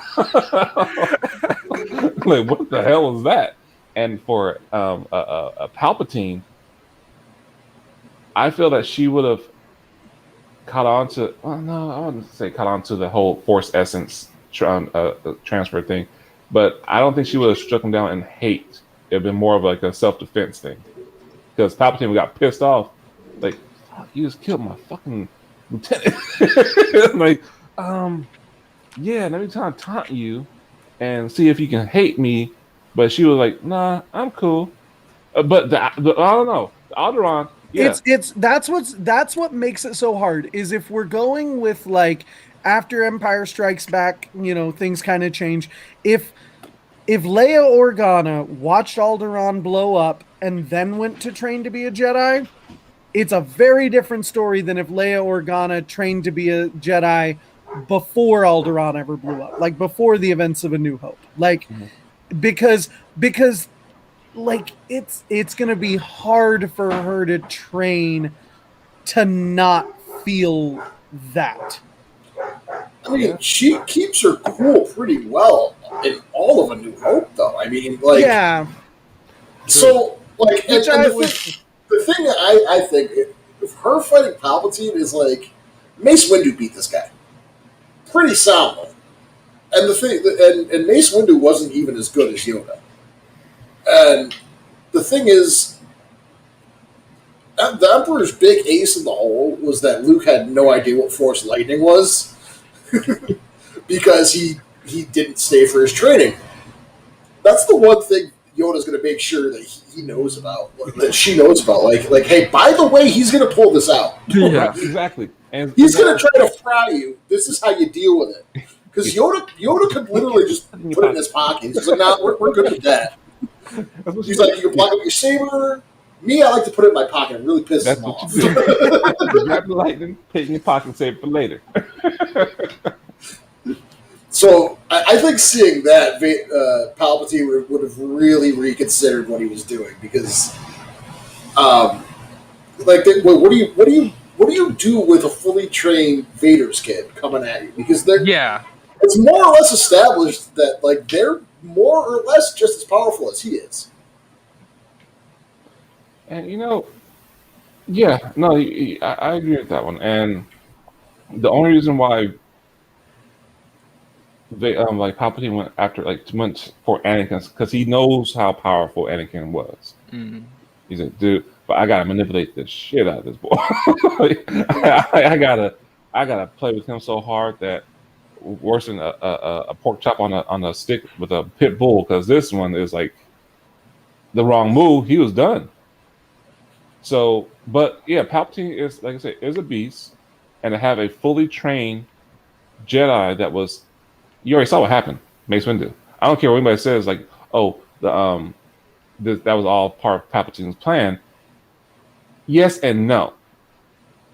the plan was to get Anakin on his side, but at the same time, it's like, nah. You wasn't expecting Mace Windu to get to you were expecting somebody else. I don't know. I mean, like, there is a question of how much foresight Palpatine has. Like, there really is a question of whether or not he's just smart or whether or not he does have a little bit of like a force vision kind of power, because like I don't think his plan was necessarily to get beat as bad as he did by Mace Windu, but he definitely played that. Like, he definitely played that situation for what it was worth. Yeah. Like he Leia, I'm too weak. Like, there's no way that wasn't him acting. Right. No, Well, I don't think he planned on getting beat. I think he planned on having that fight over before Anakin shows up, and he, lays on the floor. Oh, they came after me. You have to help me. Like, I think that was his plan. Like, and then Anakin shows up. He's like, "Oh, you have to help me." As he's, fried Mace to death. I had to defend myself. I mean, I feel like he has to know that of all of the Jedi, Mace is the one that's got his number, though. Yeah. Like, he has to know that if anybody can beat him, it's going to be Mace. Yeah. Just because of Vapad. Like, just because his tricks don't work on Mace. And that's why he has to stall until Anakin gets there and then let Anakin do it. Yes. Well. You touched on something, though. The whole Palpatine having the actual visions and all that stuff like that. If he had, it's like, I don't know when he's bullshitting or not. It's like, oh, I foreseen it. Like, did you really? Because why'd you go down and fucking, you get tossed down a damn shaft if you foreseen it? Like, no, I'm like, hey. But yeah, it's just, there's a couple of times in the fight, it felt like Paps was stalling near the beginning. He belt Mace sabers anyway and held it, and yeah, he was taunting him. I agree. Like, the only way I can really rationalize like Palpatine as a character through it all is for him to know virtually everything that's going to happen before it does. He has to have a plan for these chess pieces, because otherwise what is he doing? He's just sitting in his office hoping things go right. Well, see, that's the thing. That's right there tells me that he doesn't know. He doesn't foresee everything. He can, like, just like the Force Visions, like, you see it. So what he's playing chess, though, is that, all right, I can win the lotto, but the government can take half, or I can invest it and make. But I mean, when does he lose? He doesn't lose until Luke. Yeah. No. Like, that's the one thing he was never able to predict. But the thing about Palps is he has backup plans on his backup plans. Yeah. You know what I mean? Like, it's like Darth said, like, there's a few times in the Clone Wars, like, he's almost discovered. Mm-hmm. Good and call, it's just like if he had a vision of being discovered, but then again, it's the whole Oracle of Delphi thing where you can't get away from a Force vision. There's just no way. Every time you try, you cause the outcome. So, I mean, it's Deus Ex the Force. Yeah. Oh, I've got you beat. Now I play my Force card. Of course. Darth Vader said he knows he lose the fight, but beating Mace was not the winning condition. That's a good point. And I mean, I think we all agree with that. I mean, this the fact that he was going to lose it, and this was the reveal that he needed. Like, okay, this is going to be the catalyst that creates my Darth Vader. Yeah, well, and because if Anakin comes in there and finds all of the Jedi dead, like, there's no telling how he's going to react to that, because there is very much a chance that he looks at Palpatine, he's like, you killed all these people, and turns on Palpatine. But when he is able to manipulate Anakin into that situation of making himself look like the victim, like, that was the win condition. That's what he needed. Yes. Yep. Yeah. The Clone Wars really showed off how yeah, it did. Yeah, it did. And I think part of that is just like you can't, and this is what Palpatine learns with Luke, you can't account for other people. No. Like there's always going to be, because here's the thing, maybe he didn't account for Mace. And so maybe part of the way that turns out is because he didn't necessarily expect it to be Mace. He was still planning to, leave one alive and make it look like he was going to lose the fight. But maybe he didn't plan for it to be Mace and for it to be as close as it was. I think he was expecting Yoda, to be honest with you. I bet he hoped it was Yoda. Because he would have been able to, because not only would he have been able to take out Yoda, but then Yoda would have been dead. Like, but Yoda was on his Guys, it's all Ki-Adi-Mundi's fault. Yes. Because if Yoda hadn't gone to Kashyyyk because of Ki-Adi-Mundi, then he would have been there to go take out Palpatine. But he would have been there with Mace. I think it would have. Imagine if that was Mace Windu and Yoda in that office. What if Mace went to Kashyyyk? No, yeah. But Mace was like, man, I want to sit here these damn walking furball. Oh man. Although I could make that joke about maybe he'd be more comfortable among the Wookiees than all the white people on Coruscant. True. Hey, I just it's hard to tell, but here's another question though, because I have the Vader 2020 comics. I haven't read them yet because I was waiting to get the whole comic so I can start reading it. I don't like stopping like that. So I have seen and saw some panels that they got Luke's hand. Spoiler alert! And that some of the Strand cast are from Snoke is from his hand. That's what they're maybe it's implied, but it's never explicitly said. Like it's a very was it the son of creation?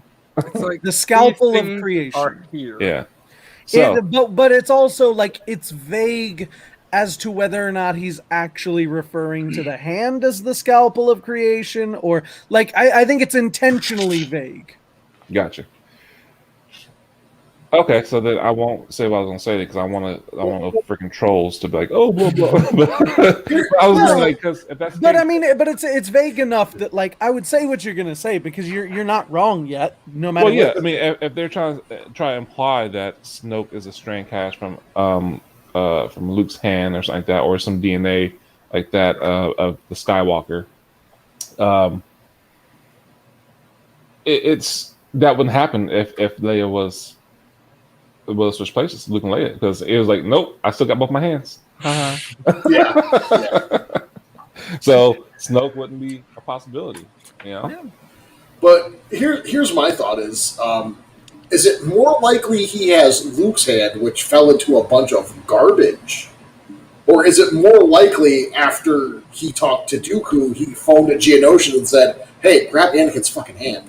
I really doubt it's Anakin's hand. But I mean, what makes more sense logically? You went and bullied a bunch of Ugnaughts for a hand, or you the Force? None of it makes sense logically. I'm just saying, like, there's no reason it can't be Anakin's hand. And it almost that's like a 60-year-old hand in a jar at this point. Yeah, but it's a hand in a jar. Like, you know what I mean? Like 30, but still. Like, it almost makes more sense that you take the chosen one's hand, because Palpatine's the king of backup plans. In case it turns out that you can't turn this kid, you can clone him. That's a good question. What happened to Anakin? You know what I mean? Because it's there. He's got control of that planet already. The hand might be the oldest thing there. Right? I feel like that might be the hardest thing to keep under wraps, though. Like, I feel like that's gonna raise a question or two. Like that will. Like that's a long time of keeping a random hand in a jar, and like I don't know. But ever since the army, he's been trying to figure out how to do it himself because he's been working on essence train. Like, I'm just saying, like, it's just It makes more sense to me because he's got control of that planet. He's building. He's having them engineer the Death Star there, and he knows Anakin lost a hand. He's just like, "Hey, I need that." But Whereas, then why wait until around Return of the Jedi to throw these plans really into motion? Like, it makes more sense if these plans are beginning after Empire Strikes Back, if it's Luke's hand. but Like, these plans, because if these plans had been beginning 20 years earlier, he'd be farther along than still failed Snoke things. Maybe he isn't. Maybe it's that hard. Because, I mean, the Kaminoans have been messing around trying to make enhanced clones, and they've been doing it for, we're led to believe, thousands of years, if not hundreds, and they failed with 99. Wrecker's got the mind of a child, and Omega's the only one that's sort of kind of normal. Yeah. And they're not trying to make a Force-sensitive clone. They're just trying to make enhanced clones. Well, we're gonna find out more of the Bad Batch. So, I mean, Yeah, I think the Bad Batch that's a whole nother lot more podcast. time. Yeah, that. Oh man. But back to the topic at hand. Here's the real question. So I don't think Leia would have a problem with Vader plus Palpatine. But do you think she could have beat Vader, Palpatine, and her brother at the same time? No. I think that's the tall order. But I think if she's against her brother, I think, like, if Luke fell to the dark side and it's Luke, Vader, and Palpatine, I think what's going to happen is she's going to turn Luke, and then they beat the other two. Because I feel like might kill Vader. Yeah, what does Palpatine need Vader for if he has no, like Exactly. Well, I mean that's true. That's very true. Well, But that's one of those things. It's like, what if she had to fight the three of them? Because that's a tall order. Because I mean, Luke at that point, like, he's no slouch. He's powerful, and with the type of training Vader's known for, failure's not an option. No, I don't think she'll win on that one. Cause that's a lot of ass whooping right there. Yeah, that's Like, tall I don't order. care. You getting force Like, fighting and yeah. force soaked, and That's a tall that's order. beyond some BDSM shit. if she's able to one-on-one with Luke before the other two, then yeah, I definitely think she's able to turn Luke, and then they go together. I don't see Palpatine having a happy family of him and Vader and Luke, though. Like, somebody's not gonna. One of these things doesn't belong here. Yes. Palpatine hated Vader, and Vader hated Palpatine. It was at the point now. It's like, and I still like. This is just a theory, and I'm gonna put out a YouTube video on it like next week. But I have a big, long, extended thing with essence transfer and Palpatine. Through all this stuff, I maintain that he wanted Anakin to be his vessel, because Anakin was half Force. Like, imagine how unstoppable he would be. Like, if there were ever a key to immortality, it would be in Anakin's blood, in Anakin's body. And then this son of a gun has to go and get all of his limbs chopped off, burnt to a crisp, burns his lungs, everything. And so now Palpatine's just like, you were my contingency plan, and you done screwed it all up, but you're still the strongest guy in the galaxy. Yeah. So he just keeps sending Vader to go hunt down Jedi, fight Inquisitors, all this stuff, hoping that somebody will prove themselves strong enough to beat Vader so that he can pick them instead of Anakin. And so, finally Luke comes along and he's like, thank the Lord, I don't need this dude anymore. Right. He's like, I got this kid, screw the old man. And then the kid surprises him. Yeah, and then the kid turns on and then again the old man gets him. It's just every time he thinks he's got it in the bag, and then Anakin goes and screws it the hell up. Yeah, it's like, God, really? Jack Chaco says as soon as Yoda showed up, Palps was like, trying to peace out. He said, "Nope, yep, yes, he did." Anakin handles extra crispy Cajun style. You know what? Maybe it was. Maybe Count Dooku's his little. I mean, he did zap him right afterwards. Like he chopped his arm off and then sent him flying lightning. Cajun Skywalker for real. Cajun Skywalker. Starkiller, you got a good point though. About just with the whole palps and everything. Like god damn it. Like yeah, finally, my contingency plan was Vader, and now I got half Vader. Which by the way, you know? So as much as I'm against whichever Skywalker's hand, like I don't on the one hand, I don't want the Skywalker hand, that DNA to have been used to make all of the Snokes and maybe Rey's parents, because like I feel like it's trying to again give reason for Rey to be a Skywalker, be like, but see, she's had that blood in her all along. But if they were to do that, hear me out on one thing. If Palpatine's plan has been to find a Skywalker body because of their connection to the Force to live forever, what if Rey had both Skywalker and Palpatine blood? Which would explain why he doesn't try to transfer himself into Ben, but instead goes specifically for Rey. It's a big convoluted theory, but like it's a maybe. But it's also Palpatine, the king of big convoluted plans. Well, because my problem is always I go, okay, so this Skywalker Palpatine thing, this Palpatine wanting a Skywalker body, like fits perfectly until you get to the beginning of Rise of Skywalker, and you're like, well, why not just take Ben's body? Yeah. Why hold out for Rey? What's different about Rey? And I was like, well, if she has both, I mean, I don't like it, but it would make sense. Oh. Yeah. I don't know. Star Wars is a whole. It's like when you change one detail about Star Wars, you open up a rabbit hole. It's like, dude, let's explore. For real. It's like it's almost ridiculous, but at the same time, it's like, okay, great, we're about to get another fucking 20 years of Star Wars now. I hate, like, this comment is right. Like, Xanatos is right about, like, it's a theory that would shut up a lot of the she's not a Skywalker people. But I also hate the fact that she needs to be validated. Yeah. Like, I feel like that's what they did with her when they made her a Palpatine in the first place, was they went, oh, she's not just good at stuff, it's because she's a Palpatine. And then if they go, well, but she's also a Skywalker, then they're like, stop giving her a reason. Just let her be badass because she's badass. Exactly. Anybody could do it. Like, yeah, I was never a fan of the Rey Nobody theory, and I was less of a fan of the Palpatine strand case. That Rey Nobody thing, I literally got stood up in the theater like, what the fuck?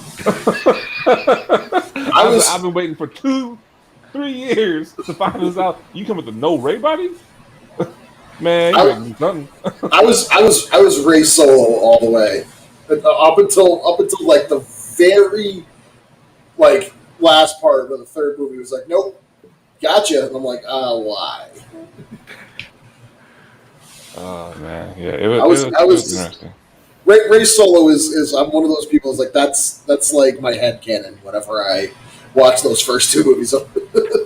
Well, and I will say I think it was Peyton on TikTok. I don't remember exactly who it was, who made a great point that if Rey is a nobody, like if you go with Rey Nobody at the end of The Last Jedi, if she accepts that and goes straight into Rise of Skywalker, accepting that she's Rey Nobody, what is her arc in that movie?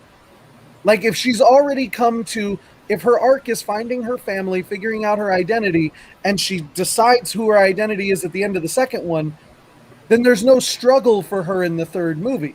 Sure. And so like making her a Palpatine gave her back that struggle so that she had something emotional to do in that third movie. And when people people are fine with Ben Kenobi, with Obi-Wan lying to Luke, and that being the explanation for how it's his father, but they're not okay with Kylo Ren lying to her in The Last Jedi and telling her she's nobody. Like, yeah, that's like they're retcons, but they're the exact same retcon. Like, we changed who you are, and so he was lying to you. It's the exact same retcon. Why is one okay but one isn't? Like, and the difference is Ben Solo didn't know. You know what I mean? He had no idea. It's not like, you know, her parents went around posting flyers. Palpatine wasn't broadcasting from Expo. I'm looking for my lost granddaughter. Like, I don't know. You didn't play Fortnite. No, I'm just kidding. Oh, don't even get me started. Oh. The thing I am most upset still to this day, and probably to my grave, is that was not included in the film. Yeah. What part? Like, there was the message from Palpatine that was alluded to in the opening crawl was not in Rise of Skywalker. So to actually hear that message, you either had to play Fortnite or YouTube it. Yeah. What? It was Fortnite. I did a whole video on how I would have done that. Like, I would have recut that whole opening. Well, all you have to do is just at the end of the opening crawl, friggin' Infinity War style, as you're panning down to the planet and a ship goes by, you just hear the message. Like, you just have to Infinity War it. That's all they had to do. But instead they were like, no, Fortnite gets it and only Fortnite. Yep. Fortnite gave us $1 million for this bad boy, so they got that. Right? Kylo Ren and Stimpy. I would have recut the opening of that movie. I think I did a video on it, like a 60 seconds, but it's like the opening to that film is you're here.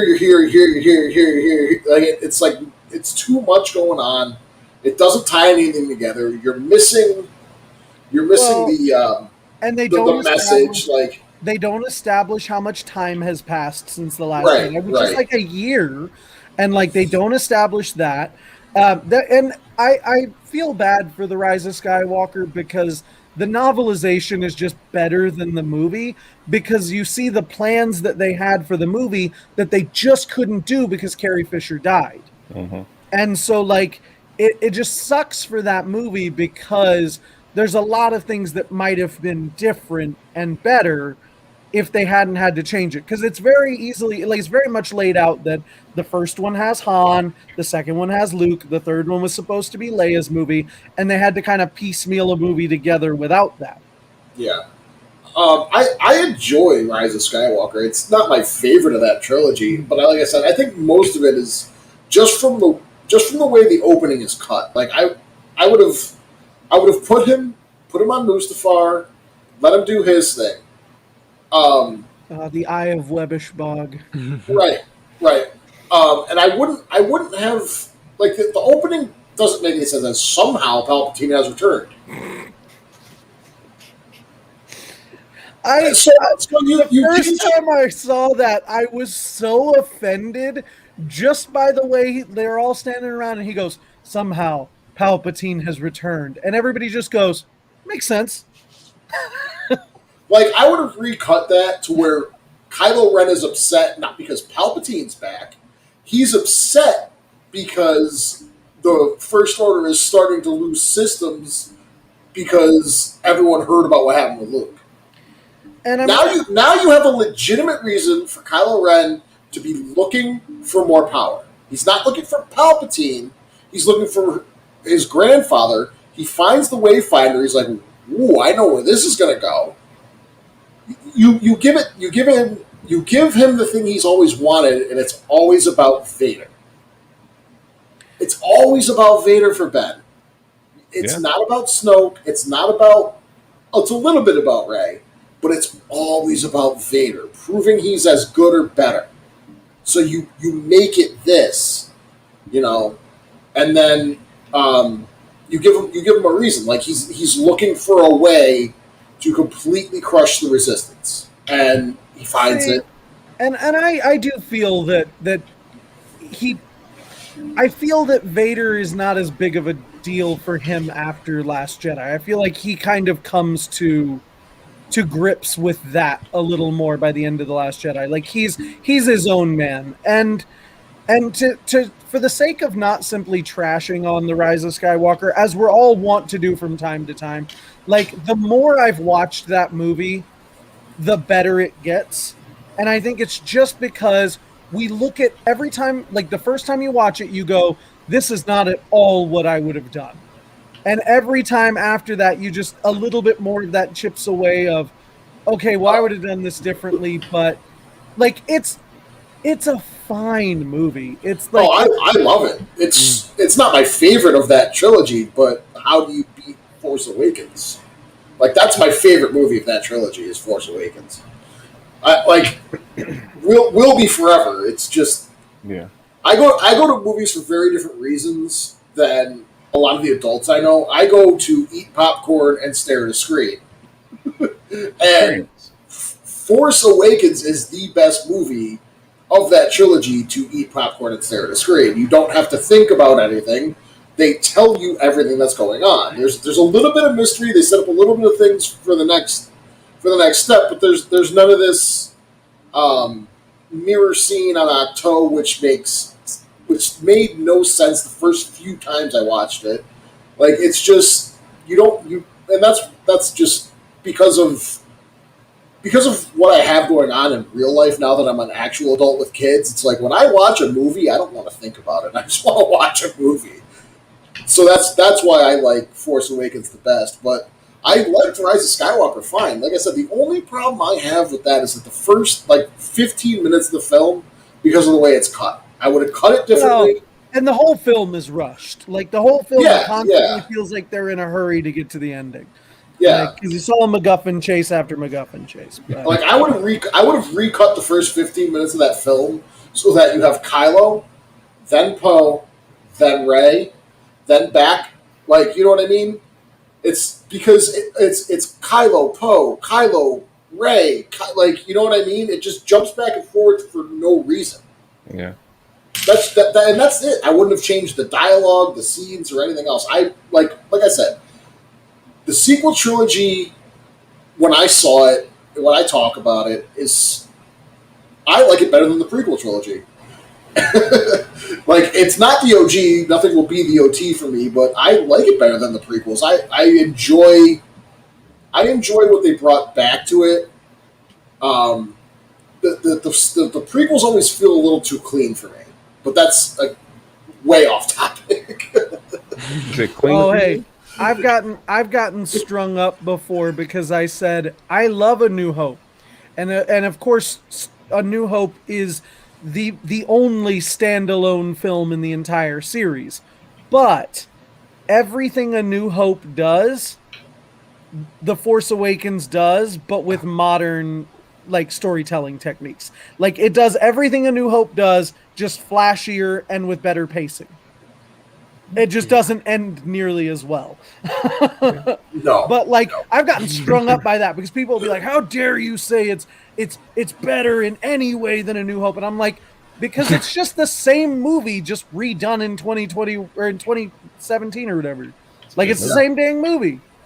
With better pacing and it's just a more modern version of the same movie. It's like because it hits all the same points as A New Hope. Yeah. They're almost interchangeable on my list. Which is my problem with that movie in the sequel trilogy is just that it doesn't do anything. Even the ending ends with a big giant planet killing space base. Well, I mean, if you really look at it, Last Jedi is Empire. Yeah, well, what's funny is when the people who love Legends and hate Rise of Skywalker make me laugh because the Rise of Skywalker is the closest thing we'll ever get to Legends. Yeah. There's so much there. We basically got the Katana fleet. We got, Palpatine cloning himself. Like all of this stuff from Legends is in Rise of Skywalker, just tweaked a little bit. But that's the one people hate more than anything. I agree. Yeah. And, it's crazy. I mean, I'll say this. My issue for The Last Jedi is this. I went in expecting something, comparing it to previous Star Wars movies. That's what messed me up. And I came out. I didn't watch the movie. I was looking for things in the movie, and for someone who, my wife, she's not a big Star Wars fan. She's not a Star Wars fan. She watched it because of me, and she's like, "No, it's a good movie. I like it." I was like, "What?" I was like, "What?" So no, it's actually really. I mean, it's beautiful, and until it just clicked in my head, and it didn't click in my head how amazing and damn good movie of The Last Jedi was until Mandalorian. I'll tell you why. I did TikTok on it. The reason why a lot of people don't like Last Jedi is because they see Luke old and decrepit. They see their hero fallen, who gave up the thing that he saved, and gave up on the thing that he saved. But they never saw him in his glory days. And that's why and that makes sense. And when I saw the Mandalorian, I was like, "Oh yeah, we saw that Luke Skywalker just come out there, lightsaber blazing, kicking ass, force crushing a fucking robot, a droid." It was like, "Oh yeah," and that was like a little love letter. It's like, "Yeah, we'll give you more than that, but just chill," because they could have went with any kind of Jedi. They're just chill. And that was the whole thing with writing The Force Awakens to begin with. Every time they tried to put Luke in the movie, he stole the scene. Just in the writer's chair, because everyone wanted that. Yeah. And everyone's so mad at Disney for what they did to Luke, when the person you should be mad at is George Lucas. He waited 40 years to let someone make a sequel when he could have just done it. You know what I mean? There was nothing stopping George at any point before he sold the franchise from making sequel films, and he decided, "You're not getting it. I'm gonna tell Anakin's story," and he got lambasted for it and said, "Well, okay, well maybe I'm not giving you any more Star Wars. It's my toy. I'm taking my ball and I'm going home." That's exactly how it happened. Well, and like the same thing I said about Rey needing an arc in Rise of Skywalker, and like that's why she's a part of why she's a Palpatine, is the same thing for Luke. Like if JJ set up the idea that Luke ran off because one of his students turned against him and he ran off into hiding. And then Rian Johnson had to go, "Well, what does that look like? Why did he stay in hiding?" And he did the best he could with what he had. But the fact is, if he's Luke Skywalker in The Mandalorian, if he's that Luke, what arc does that Luke have to go through? Exactly. Like, that's my problem with Legends Luke, is like so much of him is he's just like a Jedi god. And He's like OP, there's so yeah. much where he's just too OP. And I'm like, he needed to be humanized, especially with how powerful he was. We needed to see human Luke, because if we didn't, then the whole movie would be a question of, why hasn't Luke Skywalker just soloed the First Order by now? Yep. Yeah. And And they get that in the comics. Mm-hmm. Like, because the thing is, if we had gotten a sequel trilogy 20 years ago, you could have seen some of that. If we had gotten a sequel trilogy in 1990, even, you know what I mean? You could have seen Luke's path, Luke's growth, Luke's new order. But everyone's so quick to point the finger at Disney. You didn't give me the Luke I wanted, when George is sitting right there. George is the one who said, "I'm not making that movie for any amount of money. Piss off." Mm-hmm. What was stopping him from making it is my question, and I have yet to find a sequel hater, a sequel lover, a Star Wars fan anywhere who can give me a legitimate answer as to why he didn't do it. It was just he didn't want it. He was just mad. Because the stupid ass fans, the toxic fans, was hating so bad about the prequels. He was like, No, I'm saying before the prequels. Instead of giving us a sequel trilogy. Well, he never wanted to make a sequel trilogy. He wanted to make the prequels, like, because the fact is, like, he loves Luke and Luke is kind of his stand-in, but the story of Star Wars for him began and ended with Anakin Skywalker. Mm-hmm. Like, for George Lucas, that was the story of Star Wars. That's why I tell people, I'm like, if you want to watch Star Wars the way George intended it, you watch it chronologically, because that's how George wrote it. Like, he didn't write it to be, you know, a prequel that you watch after the originals. Now, I would never recommend that anyone start with The Phantom Menace if you've never watched Star Wars before, but I understand that that's the way Luke intended it.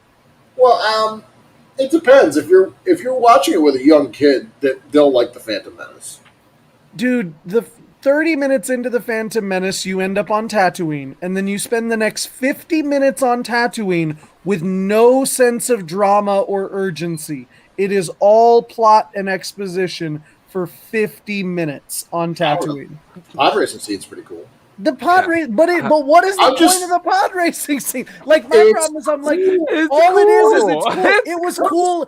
It was cooler in the theater than it ever is watching it at home. True. Without Dolby Digital Surround and the giant screen, like, it's cool, but it's like 15 minutes long, and like, it doesn't need to be. What's the point of Luke's escape plan for Han, if not that he's going to do some sick flips and look really cool? You know what I mean? Like, yeah, that's the thing I love about Star Wars. It's like, there's some stuff there that just, it's cool. But that's the thing, is, like, you can make a similar plot to, or you can make a similar point about Return of the Jedi with, like, the whole opening sequence is just one really dumb plan to save Han Solo, like, and it makes no sense either. But, like, my problem with starting someone with The Phantom Menace is just that there's so much time where absolutely nothing important is happening, and, like, that, the 90% of that entire movie, like, one character, like, Padme and Obi-Wan are the only characters you meet that are really still in Attack of the Clones. Everybody else, because it's been 10 years. Like, Anakin's not even the same dude anymore. Yeah. Like, you know, and so, like, that's my problem, is all of the character growth in the prequels happens off screen. Yeah. Because there's 10 years between one movie, 3 years and a war between the other. All of their character growth happens off screen. Hence why the Clone Wars is so damn good. Yeah, and that's my other huge gripe about the prequel trilogy, because as a kid, you watch the original trilogy, you watch A New Hope, and it's like, yeah, your father fought in the Clone Wars, and you're like, I'm sorry, the what? Mm-hmm. And then George is like, I'm not making sequels. Because when I first heard about them making a new Star Wars movie, I was like, we're getting sequels? And then it's, no, we're telling the prequels. And I'm like, we're getting the Clone Wars? And then we get the movies that it's like... And you get the Phantom Menace, and you're like, what? Where's the Clone Wars? And then you get Attack of the Clones, and you're like, where's the Clone Wars? And then you get a Revenge of the Sith, and you're like, wait, what happened to the Clone Wars? God. Precisely. Like, you're just like, the Clone Wars are right there. That's where they are. But it's like, no. That's a good point. You don't want to see that. You don't want to see that. This is not the war you were looking for. It's like, well, no, it is. I never thought of that. I never thought of that. Because, I don't know. I wasn't around in 77, but I know the first time I heard about the Clone Wars, I was like, what are the Clone Wars? Right? and then it's like, every time, I'm just like, what are the Clone Wars? So my girlfriend skipped the hasn't watched the prequels yet. Said she's watching Rebels, and she literally sat down and asked me, "What are the Clone Wars?" And I was like, all that came from one sentence, and I'm sitting there and I'm thinking about it, and I'm like, when you watch the prequels, all you get is begun the Clone Wars have, and then the end of the war. Yeah. Like, you're right. We never saw any of the war until years later when they made the Clone Wars TV show. Like, Like, oh, this is the Clone Wars. Okay. Like, Why is it a kids show? like, and I like your thing. Like, you could have told the prequel trilogy with Attack of the Clones, The Attack Clone of the Wars, Clones. Revenge of the Sith. Attack of the Clones as like Phantom Menace mixed together. You tell the parts of flashbacks. Mm-hmm. You do the beginning of the Clone Wars. You watch the Clone Wars, Mm-hmm.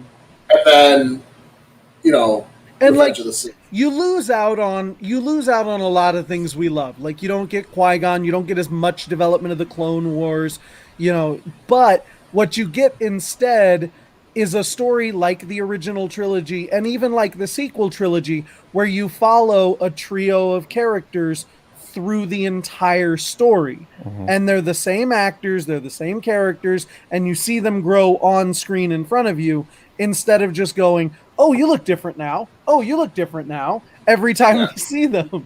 Yeah, especially Hayden. Yeah. Well, because he's not even there. Yeah, my powers have doubled since the last time we met 3 years ago. Like he's not even there in Phantom Menace. It's Jake Lloyd, and then it's Hayden as an awkward teenager, and then it's him in his 20s, and you're like, wait. that time jump, you kill me. And the thing we desperately missed, and it's only sort of in the series is we missed how Anakin got knighted. Like they were just like, oh, we need a general here. Like it doesn't make any sense at all.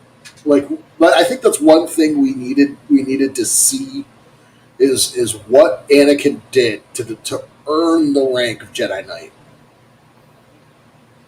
But didn't we decide earlier that it all comes down to Deus Ex the Force? Yes, He but did because they said so. No, I agree with you. Like but that's just. I Like, agree with you. Like too much of the prequels happens off screen, and that's why that's why I love Revenge of the Sith, but it's really the only one that matters. Like Yeah. it tells you the story of how Anakin Skywalker fell to the dark side, and the other two give you like little flashes of his life leading up to when he finally fell. I think it's important. I think the story of Attack of the Clones is sort of important to that piece. Because it really shows you what's going on. He doesn't trust the Jedi.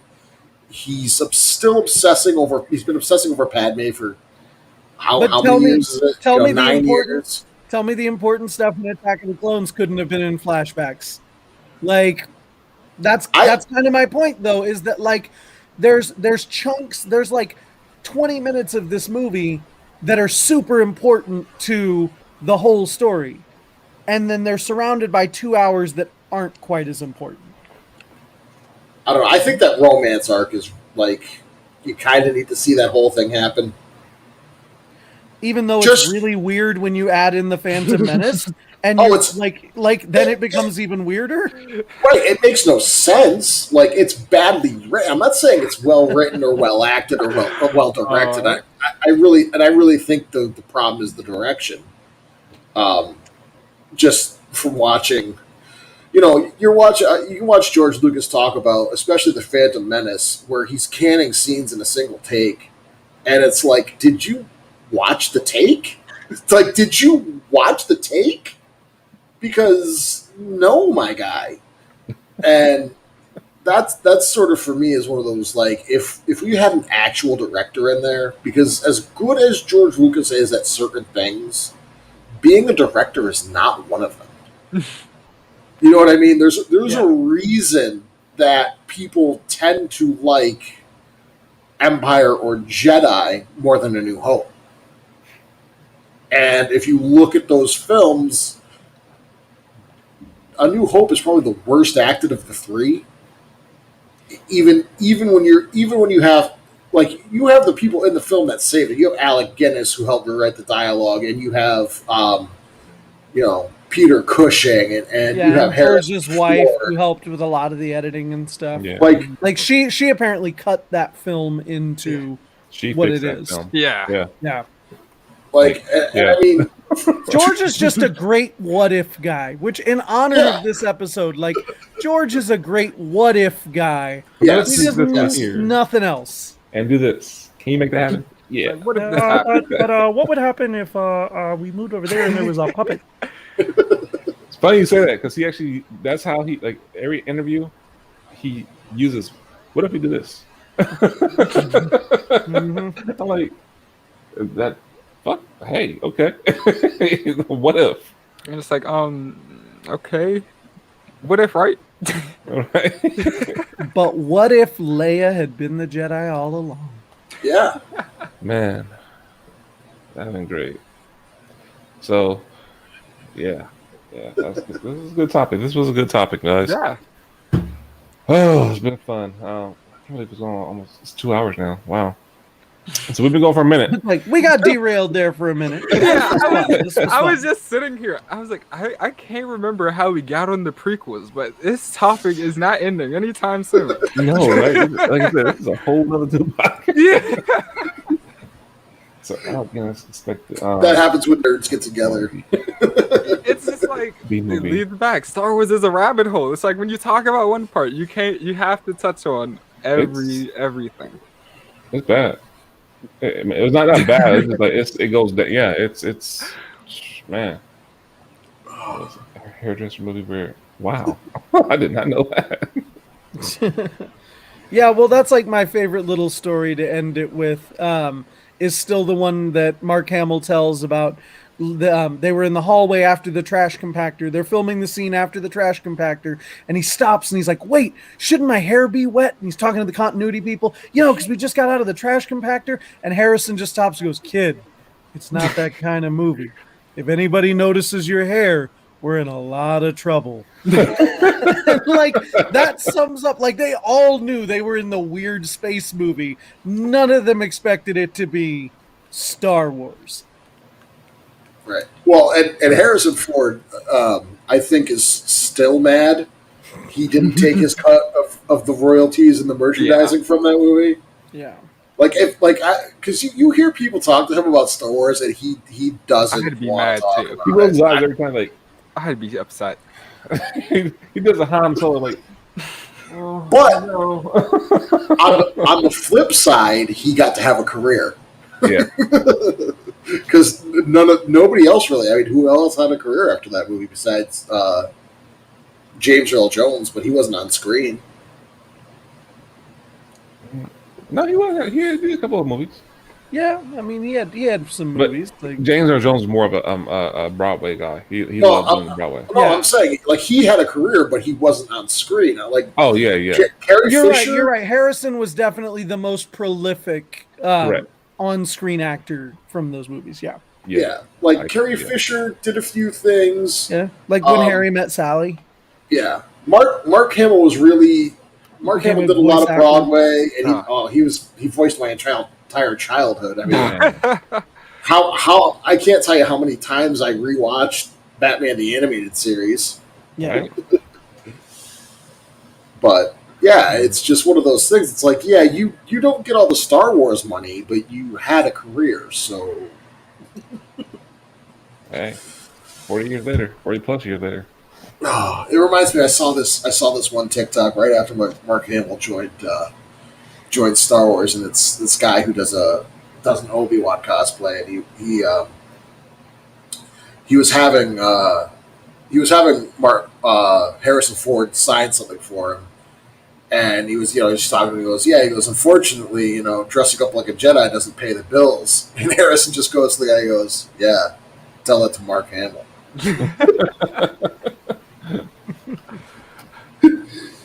Ugh. Oh god, he's just done. He's like, Yeah, all right, yeah. that's it. That's crazy. I'm gonna hear this forever. All right. So, great topic. We went a little bit everywhere. That was awesome, and that's what Star Wars is about. you say one line and then you end up every fucking way. Next thing you know, in the outer rim. So, but no, yeah. So we're gonna wrap this up. We're gonna go with outro. So, let me pull this down real fast. And boom. So we're going to start with Nico. Nico, so go ahead and closing thoughts, of course, about the what ifs. And then we'll go do the round real fast for closing thoughts. And then we'll end it with the let us know where you are, where you can be found at, and go from there. My closing thoughts for this entire thing are: if you touch almost anything in Star Wars, it butterfly affects something. And explaining those effects are almost harder than just the initial topic.